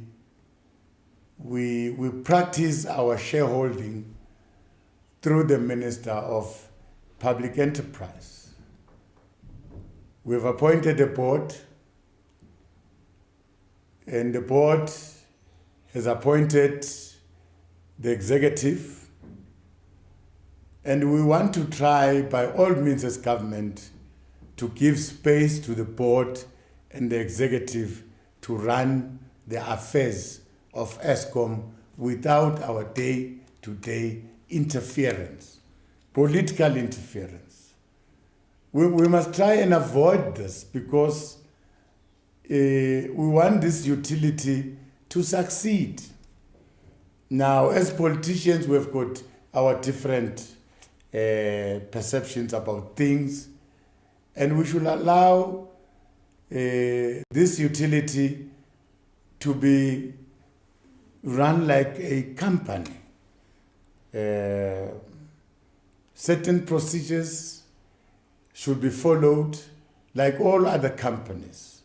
So, the shareholder that is representing government will express our view as government in their shareholders meeting.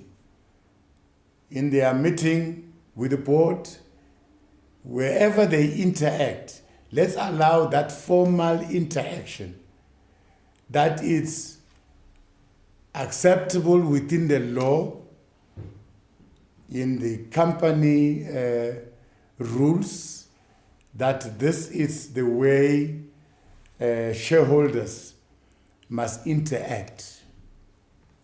Let's allow that to happen, because we've been condemned to say we were interfering politically in a number of these SOEs.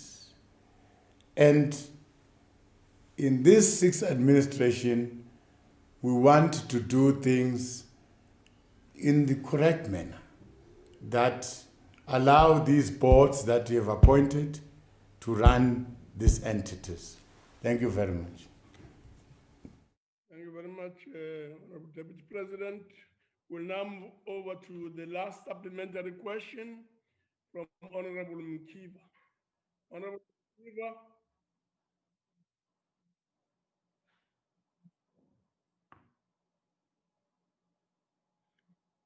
We'll call on Honorable Mkiva to raise the 4th and the last supplementary question.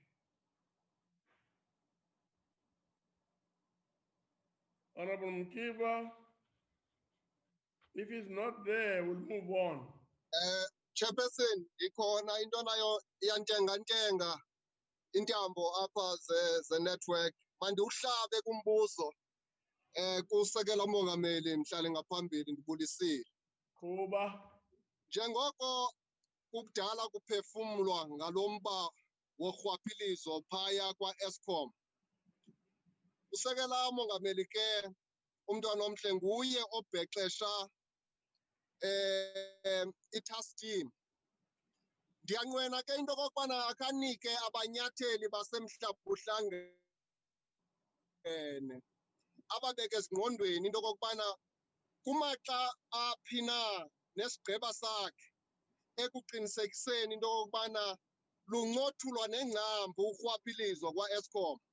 Okwesibini, njengoko sekucacile uba le micimbi yorhwaphilizo phaa kwa-Eskom seyithwe dakanca phaa kulaa commission kaBawuzondo, siyafuna uqonda into kokubana uba usekela mongameli angasinika amanyathelo angawaphi na azawuthathwa kungeentsuku zatywala ukwenzela into kokubana abo babandakanyekayo ekugwinteni nasekusengeleni phantsi u-Eskom, njengoko simbona into yoba uyaqhitha ligazi uyopha, akakwazi ukusebenza umsebenzi wawo ukukhanyisela lonke uluntu, kukho ucimicimi nodanyadanya emsebenzini wabo. Siyafuna kuba usekela mongameli akasinike umkhombandlela nomhlahlandlela ocacileyo kulo mba. Okwesithathu, kuyabonakala into kokubana kudala irhuqa emva okokubana baligcime ityala ngakumbi kwiilokishi ezifana njengomzi waseSoweto wonke uphela. Akho cebe limbi linokwenziwa kulaa nto into yobana kwenziwe iqalo litsha, bakhe banikwe ubana baphefumle abantu, kwenziwe iqalo litsha, kwaziwe into yobana usukela ngoku ubheka phambili laa mcimbi wokokubana becaba batsala nzima banawukwazi ukuligcimela tyala. Masibalungiselele njengesikhokelo sorhulumente woluntu norhulumente othandwayo norhulumente omtsha woMzantsi Afrika omtsha. Nanko umbuzo wam, Sekela Mongameli. Enkosi, mhlali ngaphambili. Now, Shabulela, Deputy President. Angibonge sihlalo. Ngiyacabanga ukuthi nguzwile umbuzo. Ngizazama ukuphendula lokho engicabanga ukuthi ngikuzwile. Kungenzeka okunye kungilahlekele ke ngoba wayethetha isiXhosa engathi sithi uqina kakhulu. Lapha yana kwa-Eskom njengoba ngihola le task team, njalo uma ihlezi task team siyanikezwa i-report yawo onke ama-cases athunyelwe kuma-law enforcement agencies. Ama-cases ke adlulile ku-600 lawa asezandleni zama-law enforcement agencies ngokuhlukana kwawo. Kodwa ke njenge-task team siyatshelwa nje ukuthi nawo ama-case i-progress asigqili kakhulu ukuthi kwenzekeni, ngoba akusiwona umsebenzi wethu. Umsebenzi wama-law enforcement agencies ukuthi aphenye lamacala lawa. Futhi ke asikwazi ukukhuluma ngalokho esisuspecta ukuthi kwenzekile, i-corruption le esisuspecta ukuthi yenzekile, ngoba seyingaphambi kwesandla somthetho.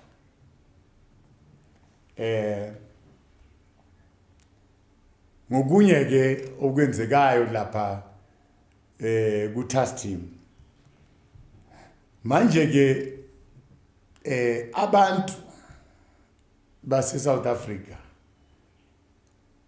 bayazi ukuthi i-Eskom ihlangabezane ney'nkinga.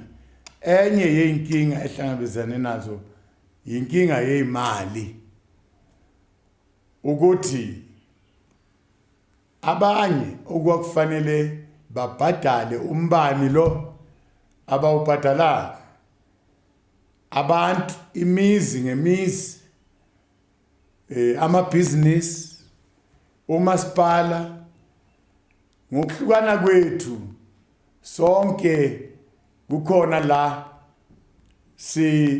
simowa khona u-Eskom.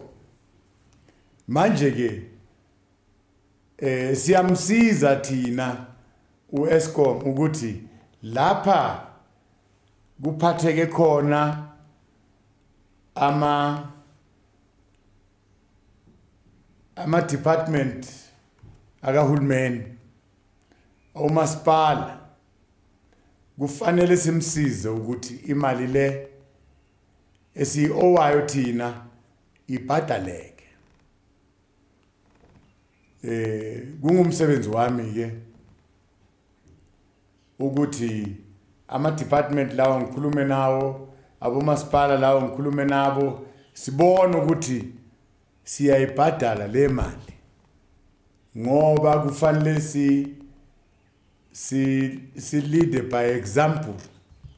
Uma sithi abantu bakithi ababhadale ama services abawaconsumayo, ababhadala amanzi, ababhadala ugesi, nathi phela ngama department akahulumeni asiqalele ngaphambili sibhadale. So uEskom ke uyakhulumisana nabantu abamowayo, uyakhulumisana nabomasipala bathethene bayasana ecourt, uyakhulumisana nama household, different household ngalesikolote lesi. Mhlawumbe ke kuzothi uma bekhulumisana nathi mhlambe through the political task team bese siba nawo umbono ukuthi cha uma kunje sicabanga ukuthi singenze kanje. Kodwa kwamanje sithi thina abantu bakithi abazifundise ukuthi sesingaphansi kombuso wentando yeningi. Ngakho ke umbuso lo wengcinezelo uphelile. Umbuso lona ke uthi thina sithathe iresponsibility ngokwethu singabantu base South Africa, sikhokhele indleko zama services esiwasebenzisayo on a daily basis.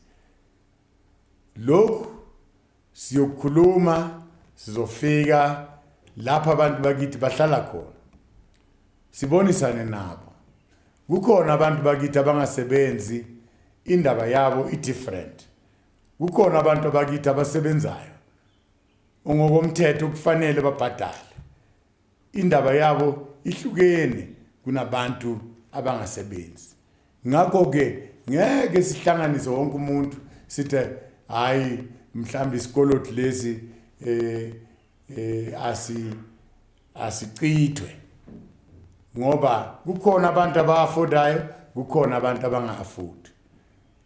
Kubalekile ukuthi isimo saka Eskom sesezimali kube umsebenzi wethu sonke abahlali base South Africa ukuthi iEskom siyisize iphume kule nkingi. Ngiyabonga. Siyabonga. Mongameli. Chairperson, point of order, please. Yeah, what is the point of order? Honorable Critter, I just want to confirm or state that the translation services are not available. Can you just request the table to attend to that, please? Yes, let's do that. Let's ask the table there to assist. Advocate Pidela and the team, please assist. Let's move on then to the next question, which is question 17.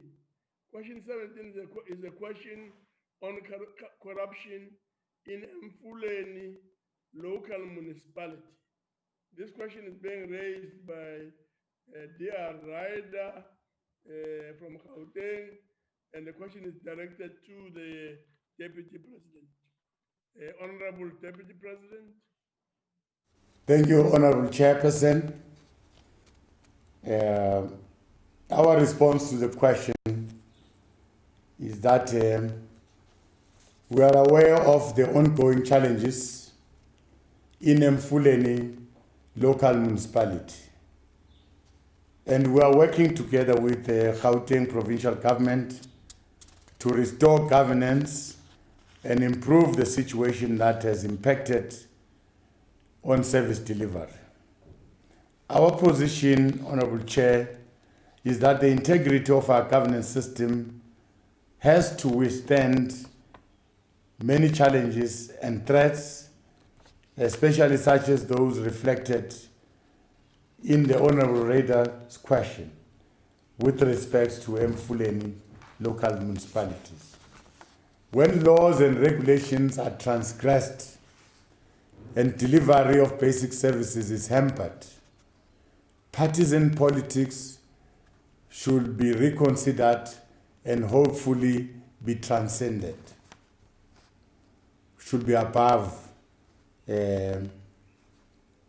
party politics. It is in this regard that, as the executive, we have taken steps to address and intervene in the turnaround process of the Mfuleni local municipality. One such measure is the fact that the municipality is currently under Section 139 to deal comprehensively with its structural challenges. The Gauteng MEC for Kokta has since announced that he is expecting a detailed report from the Executive Mayor of Mfuleni on measures to fix the escalating rise of unauthorized, irregular, wasteful, and fruitless expenditure. As government, we remain firm in our resolve to root out all forms of corruption, poor service delivery, and inefficiencies that impact on our service delivery mandate. Therefore, we act where acts of corruptions and maladministrations are found to have been committed, necessary actions must be taken. Through the Minister of Cooperative Governance and Traditional Affairs, engagements have been held with the responsible MEC in Gauteng towards resolving the challenges in Mfuleni local municipality. We are informed that the following measures are currently being implemented and are being monitored regularly. The Financial Recovery Plan Committee has been established. Engagement with the Development Bank of Southern Africa and Rand Water to address the challenges has been established.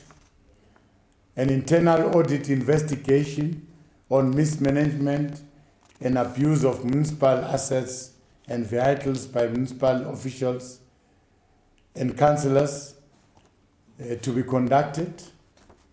On the rooting out of corruption, the municipality is in the process to review the code of conduct for officials and councillors. The engagement with the State Security Agency on the vetting of senior managers is in progress.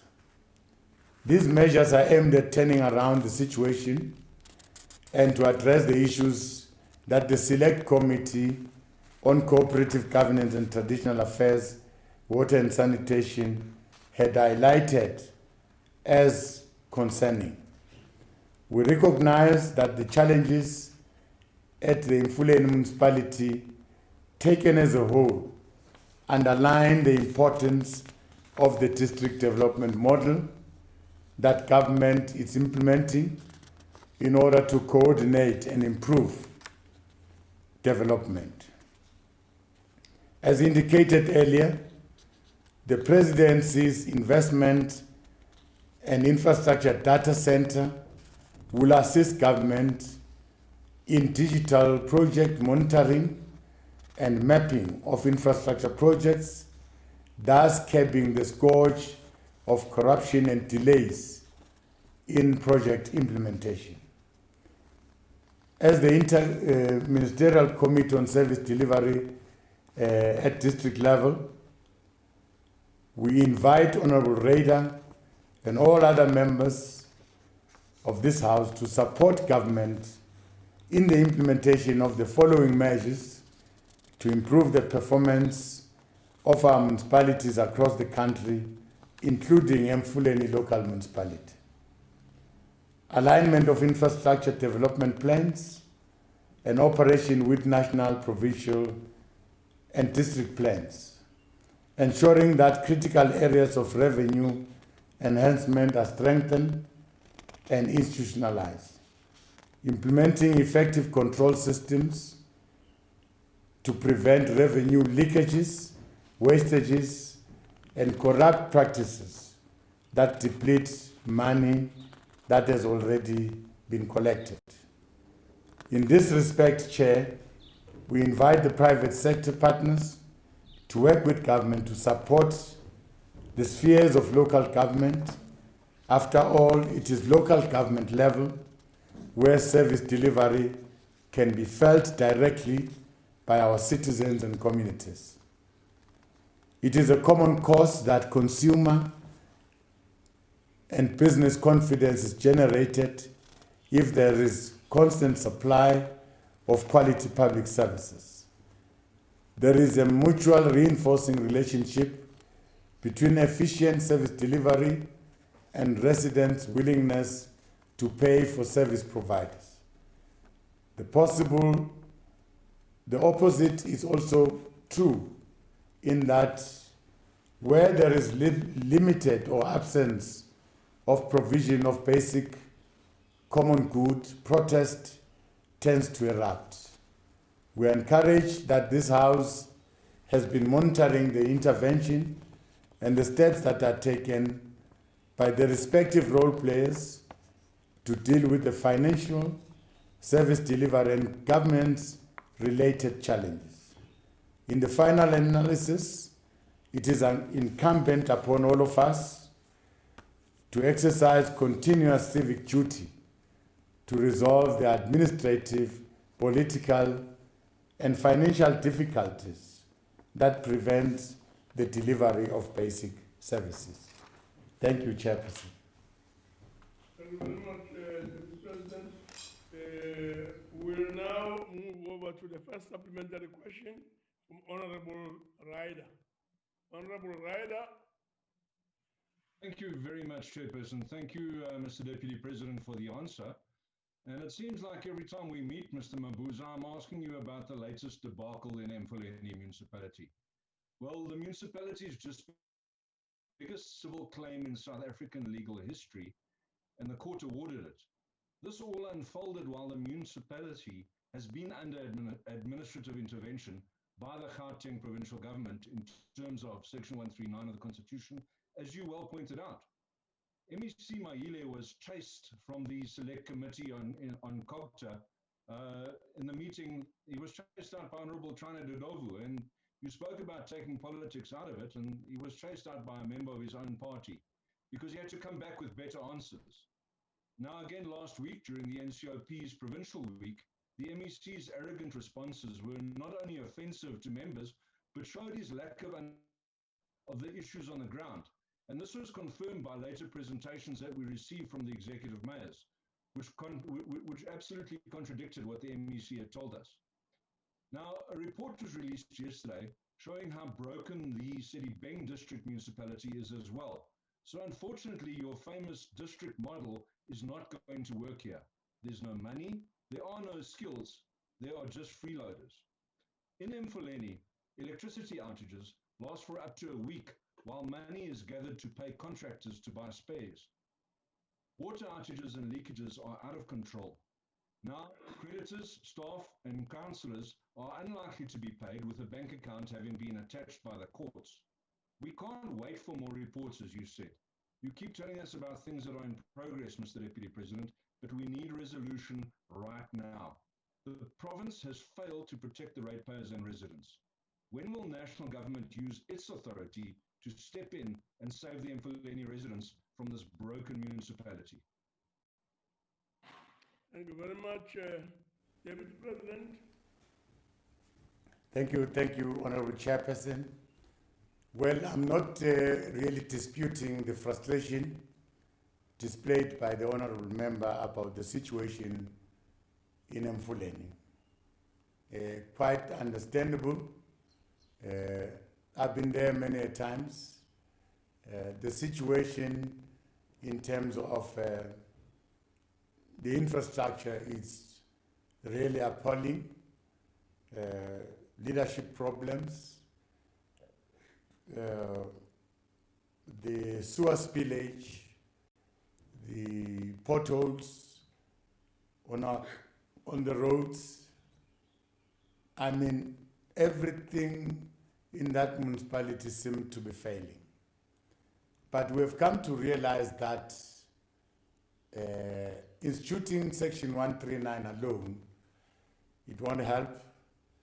Probably all of us must intervene, and we are not just going to release the grants that are due to the municipality like we used to do before, but this time national departments, provincial government, as well as the municipality will sit together, put monies together to try and revitalize the services that have collapsed.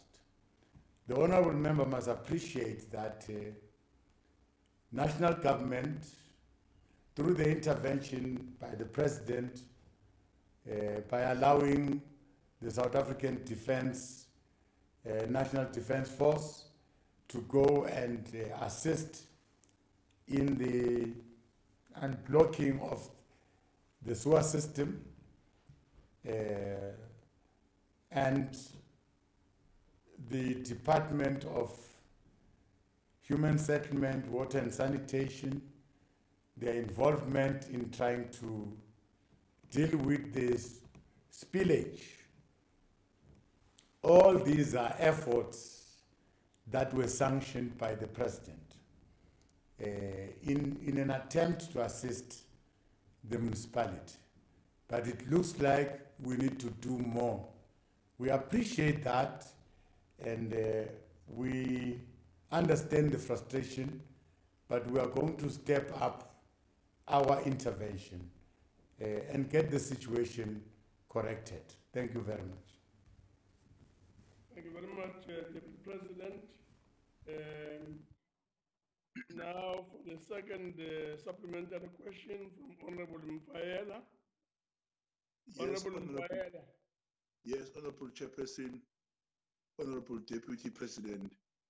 In the light of a revelation made last year that 40 municipalities were under administration, with more recent addition of Emadlangeni municipality in KwaZulu-Natal, where the government has implemented any strategy to monitor and manage corruption and maladministration municipalities, and whether to ensure that officials are not awarded impunity for the looting of state funds.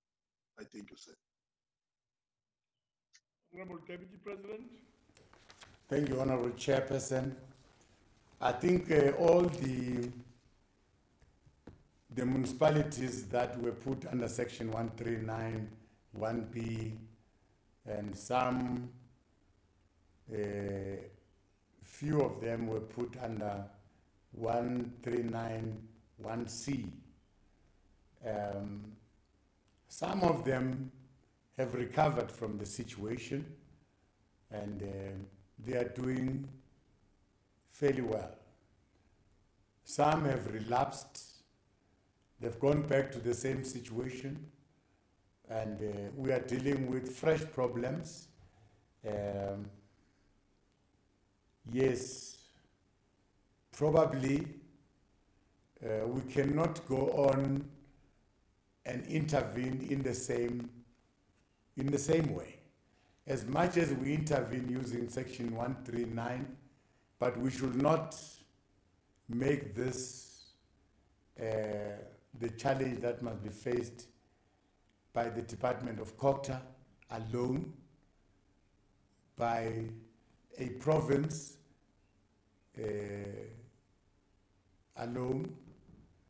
This time, we are going to, all of us, collaborate, and we're going to put resources together to lift and get that municipality out of this trouble. So we are now in a process of setting up the structures of this district development model, and they are taking root and they are starting to work.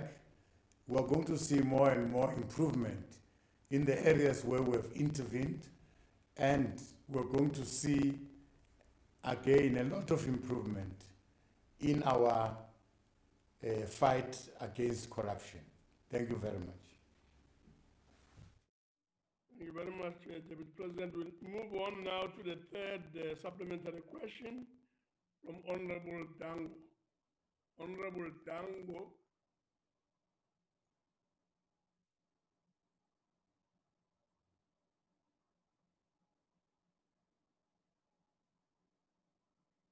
Thank you very much, Honorable Chairperson. Honorable Deputy President, one of the lessons of COVID-19 is the speedy detection and response to corruption. Will the executive consider replicating the COVID-19 anti-corruption integrated strategy beyond the COVID-19 pandemic, where the Auditor General, the NPA, the Special Investigating Unit, and other critical components of the critical justice system work together? Conscious, Deputy President, of the historical background to the establishment of municipalities constrained by the apartheid spatial plans, there are few, if any, local authority that are self-sustaining. This is exacerbated by the politically motivated narrative at times of racially based corruption.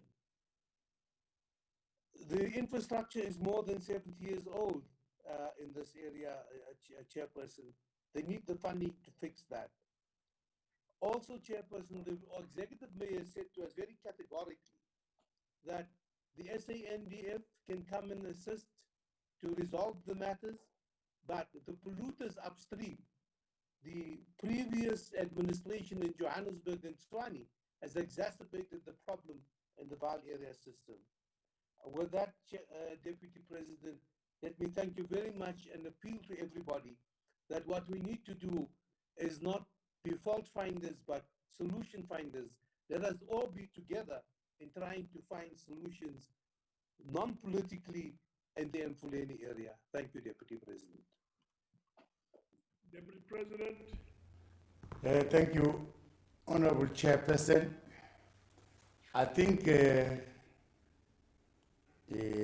our stance in terms of fighting corruption that we took, it's a stance that we are going to maintain going forward. All what is expected from us is to empower and support those institutions that are meant to fight corruption. All our law enforcement agencies, they must be supported, given the right amount of money and personnel, all the necessary equipments to be able to fight corruption. I think as a country, we must realize that it is very important to spend some of our resources to build these institutions. These institutions must stand the test of time, irregardless who's in power, who's running government. These institutions must be there, must be strong, must be able to fight corruption, because corruption can destroy what we have built collectively as a population of South Africa. So it is important that the resolve that we have taken to fight corruption must not just be once off, it must be sustained. Through our efforts, through what we invest in building those institutions, so that this is not reversible. We're quite aware that there are municipalities that are not viable, that don't have a revenue base. They are unable to collect revenue. These municipalities rely on the grants that they are getting from government and rely on the equitable share that they are getting from government. So, through our district development model, we want to empower these local municipalities to have their local economic development forums, identifying projects, assisting SMMEs, so that the potential that is there in the municipality can be enhanced in terms of business. And now, national government is going to be supportive. We are going to do this through the industrial parks that we've identified in each and every province, the special economic zones that we've identified in each and every province that will crowd in small, medium enterprises that will be able to exploit opportunities that are available, that are prevailing in a municipality. Now, if we've got SMMEs that are doing business, that are working in a municipality, and in return, these SMMEs are going to pay revenue to the very same municipality. That is the only way that we can enhance the revenue base of these ailing municipalities. Thank you very much. Thank you very much, Honorable Deputy President. We'll now move over to the last and the fourth supplementary question from Honorable Zanda Mela. Honorable Zanda Mela.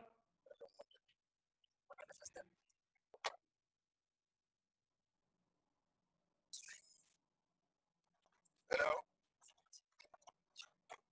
Can you hear me, Chairperson? We can hear you. Please proceed. No, thanks, Chairperson.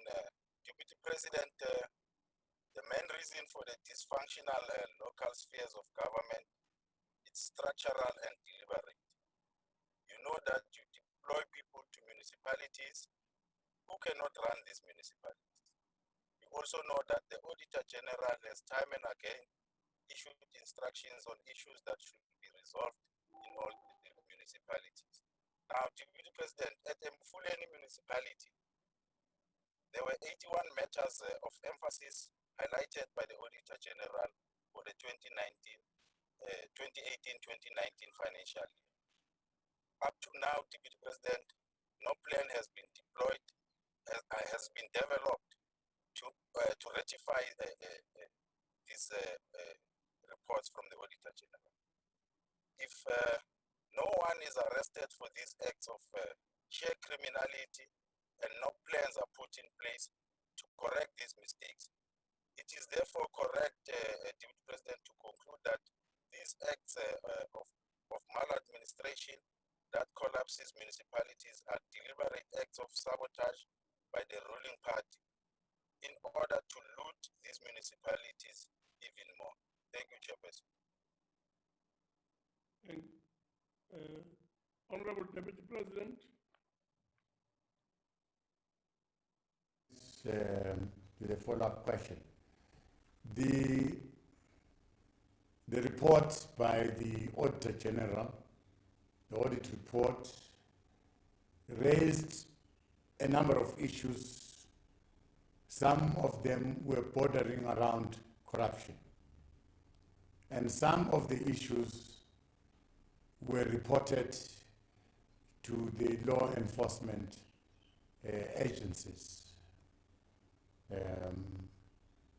Maybe we can indicate in black and white which are those issues that have been referred to those agencies, the cases that have been opened, so that we indicate that we are taking these matters very serious. Correct. Your observation in terms of the pace at which things are happening in terms of resolving the problem, I think you're right to be concerned about the pace. Now, the extent of the damage in Mfuleni was a bit too deep. Long period of neglect of this infrastructure. Now, that is why we are getting all the spheres of government to collaborate, to try financially to assist that municipality and try and utilize the grants that are due to the municipality and the equitable share that is due to the municipality, collectively monitor how it's being utilized and get support from the province and get support from the national government, which, as we speak, the support that is coming from national government has gone beyond $500 million in trying to deal with the sewer spillage and completing the incomplete project. So as much as our people are concerned about the pace of progress, it's well understood, but there is work that is being done. It's only dictated by the availability of resources. Thank you very much. No, thank you very much, Deputy President. The last question is question number 18. And this question is on implementation of social cohesion activities. This question is from Honorable Ndongeni from the Eastern Cape, and the question is directed to the Deputy President. Honorable Deputy President. Honorable Chairperson, thank you very much. As government, we are deeply disturbed by the events that unfolded in Senegal, as well as the degeneration into politics of race baiting and divisive populism. The Senegal events are an indication that the objective of building a country based primarily on non-racialism and unity across cultural diversity remains deferred until we have maximally addressed socio-economic disparities. That is why we reiterate the importance of steadfastly working towards addressing prevailing inequalities, because if these inequalities are structurally deep, they can lead to serious polarization that in turn will result in social and political instability. For as long as deep inequalities exist, whether as a result of wealth or income disparities or extreme poverty, the mere hosting of cultural events will not produce a cohesive society. We know that divisions fester hopelessness in their nature. Therefore, social cohesion hinges on the minimization of economic inequalities. Our view, Honorable Chairperson, is that in order to respond in a sustainable manner to the incidents that of Senegal, we must focus on three key aspects, namely consensus values that shape our nationhood, ensuring that we work towards economic inclusion and collective action in resolving social issues that confront us as a nation. That is why we must confront the historical injustices that continue to threaten our peace and stability, to enable us to move forward as one people, one nation, and as one South Africa. We maintain that if we do not address the issue of land justice, we will be aiding in the cultivation of inevitable social friction that will pull us backward instead of launching us into a prosperous and a shared future. The unfinished program of land reform, as well as prevailing conditions of inequalities, provides fertile ground for social discord and political instability. This has often resulted in, for example, illegal occupation of land, urban sprawl, and systematic exclusion of the majority, mostly women, youth, from productive means of economic empowerment. As government, our task is to ensure that our farming communities live in peace and harmony, to support efforts towards increased agricultural production so that we sustain food security and economic growth. Crimes such as murder, stock theft, and the violation of rights of farm dwellers and workers must be condemned by all of us. We must fight and defend the rights of everyone. Opportunities must be created for everyone to work the land and eke out a living without fear of being murdered or violated. We must encourage broad-based participation and collaboration among all those who work and live on the farms, to work with the law enforcement agencies in making a farming environment safe for everyone.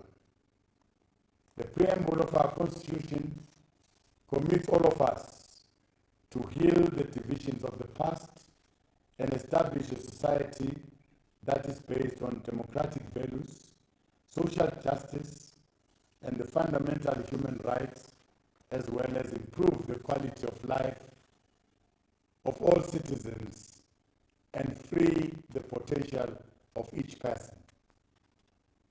This elemental understanding informed the agents of resolving the land question after 26 years of democracy, and underscores the importance of achieving spatial transformation and human development for the landless majority. Our pursuit of land reform program is thus to correct the historical injustices of land dispossession.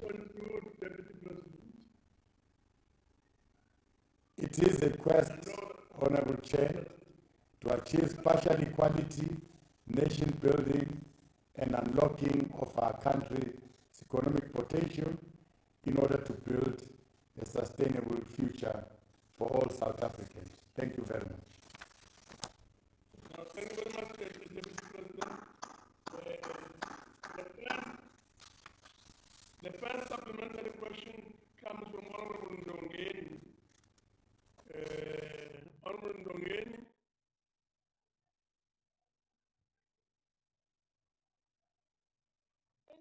usihlalo yowiso wendlu enkosi sihlalo wendlu yowisomthetho wamaphondo. Sekela Mongameli, ngiyabulisa, ndibulela nangenkcazelo osinike yona kwimibuzo esikubuzwe yona. Ndicela uphinde usiphe isikhokelo kule ndlu yowiso-mthetho yamaphondo. Nangu umbuzo endicela usikhokhele kuwo.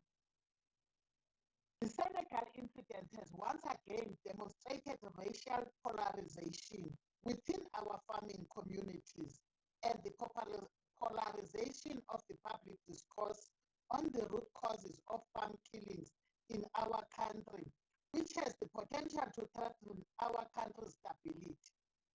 Sekela Mongameli, will you surely agree that this challenge is not a criminal justice issue alone, but multidisciplinary? Has government considered other extraordinary integrated preventative measures? Ndiyabulela, mhlali ngaphambili, nakuwe Mongameli. Honorable Deputy President. Thank you very much, Honorable Chairperson. And to the follow-up question. Honorable Chairperson, as long as there's poverty, there's unemployment, there's ongoing inequalities, you must expect some resistance, some fractions within society. Now, in our case, we've got a legacy that we're trying to deal with. And therefore, one of the biggest challenges in this legacy is the land dispossession, which we're trying to correct through our land reform program. We're going to pursue this land reform program. We're going to restore land to those who are dispossessed so that we can deal with this poverty, we can deal with this inequality that is persisting. Now, it is our responsibility as South Africans to acknowledge that we've got a responsibility to correct this so that we can lay a firm foundation for a South Africa that is united, that is cohesive, that is together. Now, as long as there are those people that still feel that land has not been restored to them as previously dispossessed, we cannot have peace. Now, we are going to do and attend to this problem within the confines of our law, our constitution. We are not going to allow any land grab. We are not going to allow any violation of any human rights. But we cannot sit and watch people grabbing land because they need land. We cannot sit and watch people invading land. Every time these people must be evicted. But the motive and the message for those who are invading land is that we don't have land. We don't have security of tenure. So it is incumbent upon government to try and address that problem. So we'll continue to address that, but we must realize that we have inherited a legacy that we must deal with. Thank you very much. Thank you very much, Deputy President. The second supplementary question comes from Honorable Mukausi. Thank you. Thank you, Chairperson of the Council. Deputy President, you are luckily the chair of the Interministerial Committee on Agriculture and Land Reform. There has been a number of reported cases on brutality meted against farm workers by white farmers. Black farm workers are thrown into lions. They are forced into coffins in your very own province of Mpumalanga. They are killed, and we are told they were mistaken for baboons. Black kids are killed and accused of stealing a mere flower. We now see media propaganda seeking to make farmers victims of coordinated attacks in South Africa, which is a figment of their imagination. Deputy President, what is your view in what needs to be done to make farmers who are abusing farm workers on farms account to these crimes? This is a crime against Black people, and no one is speaking about it except the economic freedom fighters. Why is South African police service so reluctant to investigate, arrest, and even prosecute crimes committed by white farmers on our stolen land, Deputy President? Thank you. Honorable Deputy President. Thanks, Honorable Chairperson. In the Interministerial Committee, we have noted that there are problems in the farming community, and we have now invited the Department of Police to be part of the Interministerial Committee, and we have shared different scenarios that it's obtaining in the farming community. In the main, the reasons why there are these disruptions, there are this infighting in the farming community.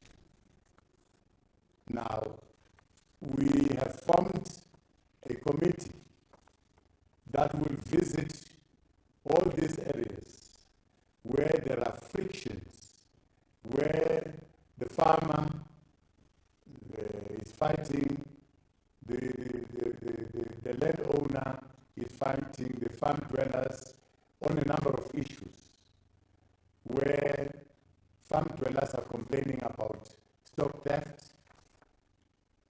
There are a number of issues, disputes that are prevailing on these farming communities. And we thought maybe this is an opportune time to go in, hear them, resolve them, and try and present a long-lasting solution to those disputes. But we know very well that behind these disputes is land hunger. People are looking for land, either to stay, to keep their cattle, and to farm. So in the main, as we hear, we listen, we must be in a position to provide a solution as government by affording these landless people land to keep their stock, land where they can farm. So this is the approach that we've taken as the IMC, and we are going to be visiting those areas. We are going to be listening, and we are going to start by those areas where the farm owners have evicted the farm dwellers, put them on the road. That is where we're going to start. We're going to discuss with those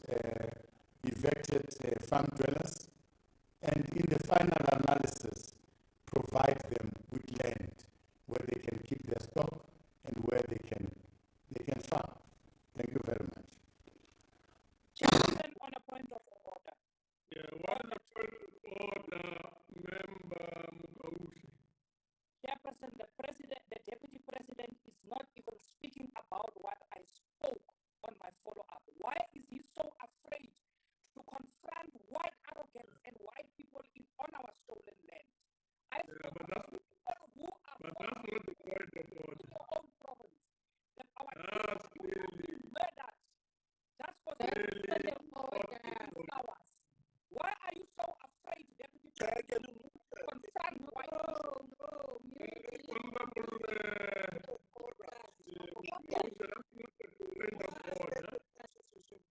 and therefore we'll move on.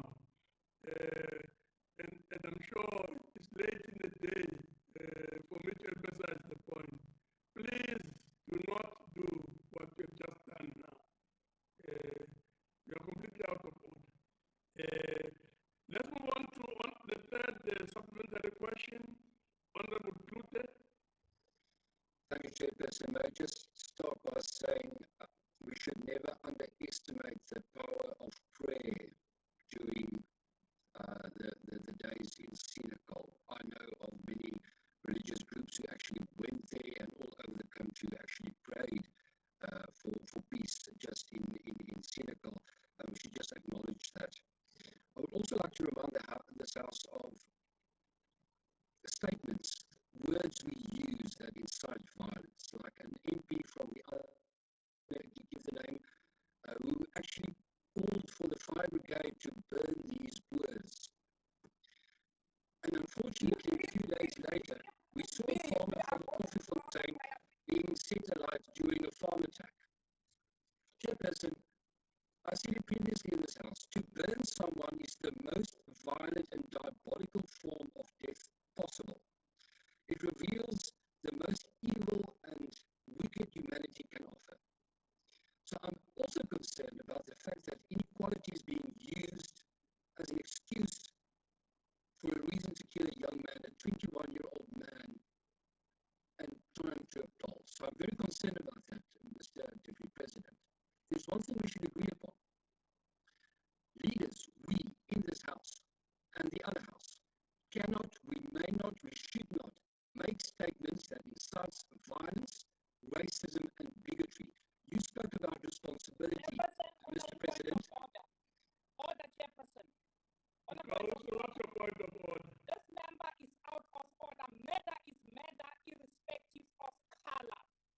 Why didn't those white racists wait for police to investigate? Chairperson, I did not use the word color once.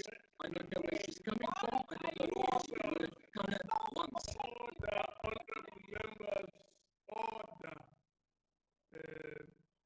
That's not a point of order, House.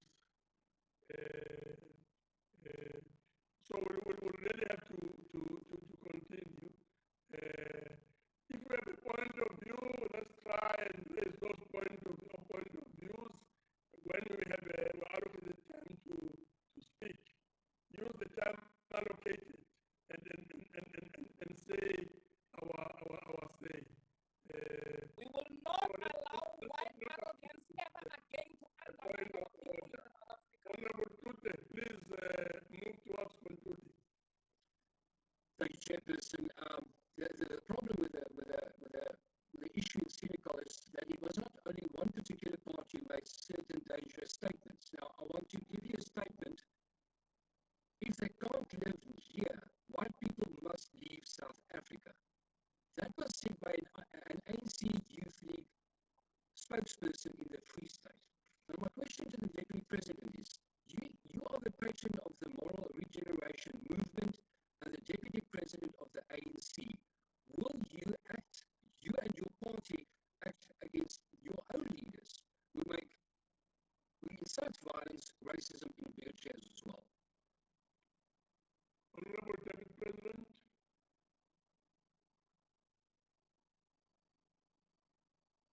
Follow-up question. I think we must take a collective responsibility. We've got young people that are growing within the ANC. I take it is my responsibility to emphasize the fact that the ANC is a non-racial organization. In the true sense, we don't really regard color in the ANC. We debate issues, we argue facts, and we condemn what is wrong, regardless of condemning color. So I take it is our responsibility, all of us, in an effort to try and build a country that we must, all of us, condemn racism. We must, all of us, condemn gender-based violence. Now, these are the things that are affecting society. But remember, this society is affected by gender-based violence, racism, corruption, all those things. It is our responsibility to deal with those. But again, I've just reminded you that there are certain issues that are a legacy. We've inherited those issues that still needs us to address them. And some of these issues are landlessness. People don't have land to reside. People are striving for land tenure. Some people have been dispossessed of their land. We must restore that. So we can't hide behind racism if we must deal with this. We can't hide behind gender-based violence. We can't hide behind corruption. Those are elements that we must continue to deal with. Yes, we condemn and we take a very dim view of all utterances that seeks to divide this very nation. Utterances that are racist in their nature, we condemn them. Whether they come from an ANC member, whether they come from a DA member, whether they come from an EFF member, we're going to condemn those. So, collectively, we've got a responsibility to build a united nation. Thank you. Thank you very much, Honorable Deputy President. The last supplementary question is from Honorable Mabuza. Thank you very much, Chairperson. Honorable Deputy President, during the court appearance of the men accused of killing Brendan Homer, Police Minister Vicky Chelly and State Security Minister Ayana Godlo were seen seated cozily next to the EFF leader Julius Malema in the courtroom, acting like best friends out for a midday lunch with champagne on the side. As you are aware, Honorable Deputy President, the EFF have not been guilt-free of causing further hostility and division in the town of Senekal these past few weeks. Chairperson, on a point of order. Chairperson, on a point of order. Chairperson, one point to allow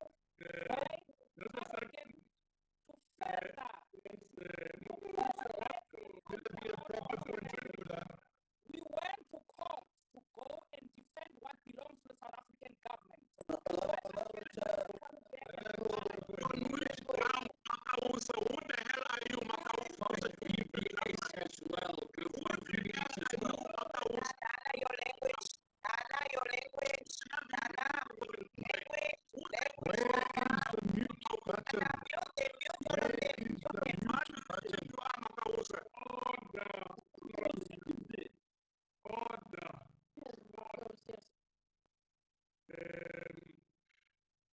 We will really have to proceed and allow Honorable Abusakne to finish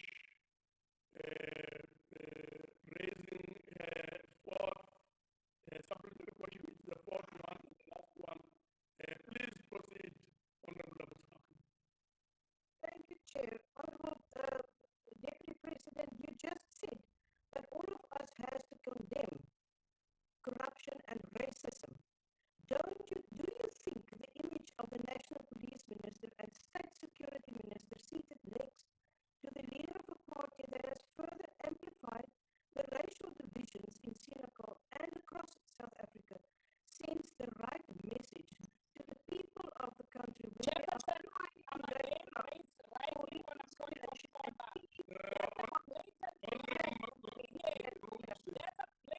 I'm not allowed to speak.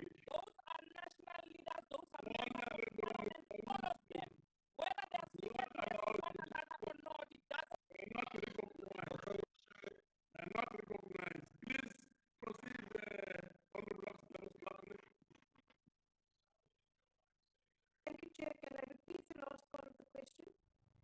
I'm actually finished. Not repeating anything here, which is illegal. We're not repeating anything which is nonsensical. President, you just said that we all have to condemn corruption and racism. Do you think the image of the National Police Minister and State Security Minister seated right next to the leader of a party that has further amplified the racial divisions in Senegal and across South Africa sends the right message to the people of the country when we are trying to lay the ground for reconciliation and peace following the tragic events at Senegal? Thank you. Honorable Deputy President. Thank you, Honorable Chairperson. Honorable Chairperson, we must be careful that we don't bring the sentiments of Senegal into the House.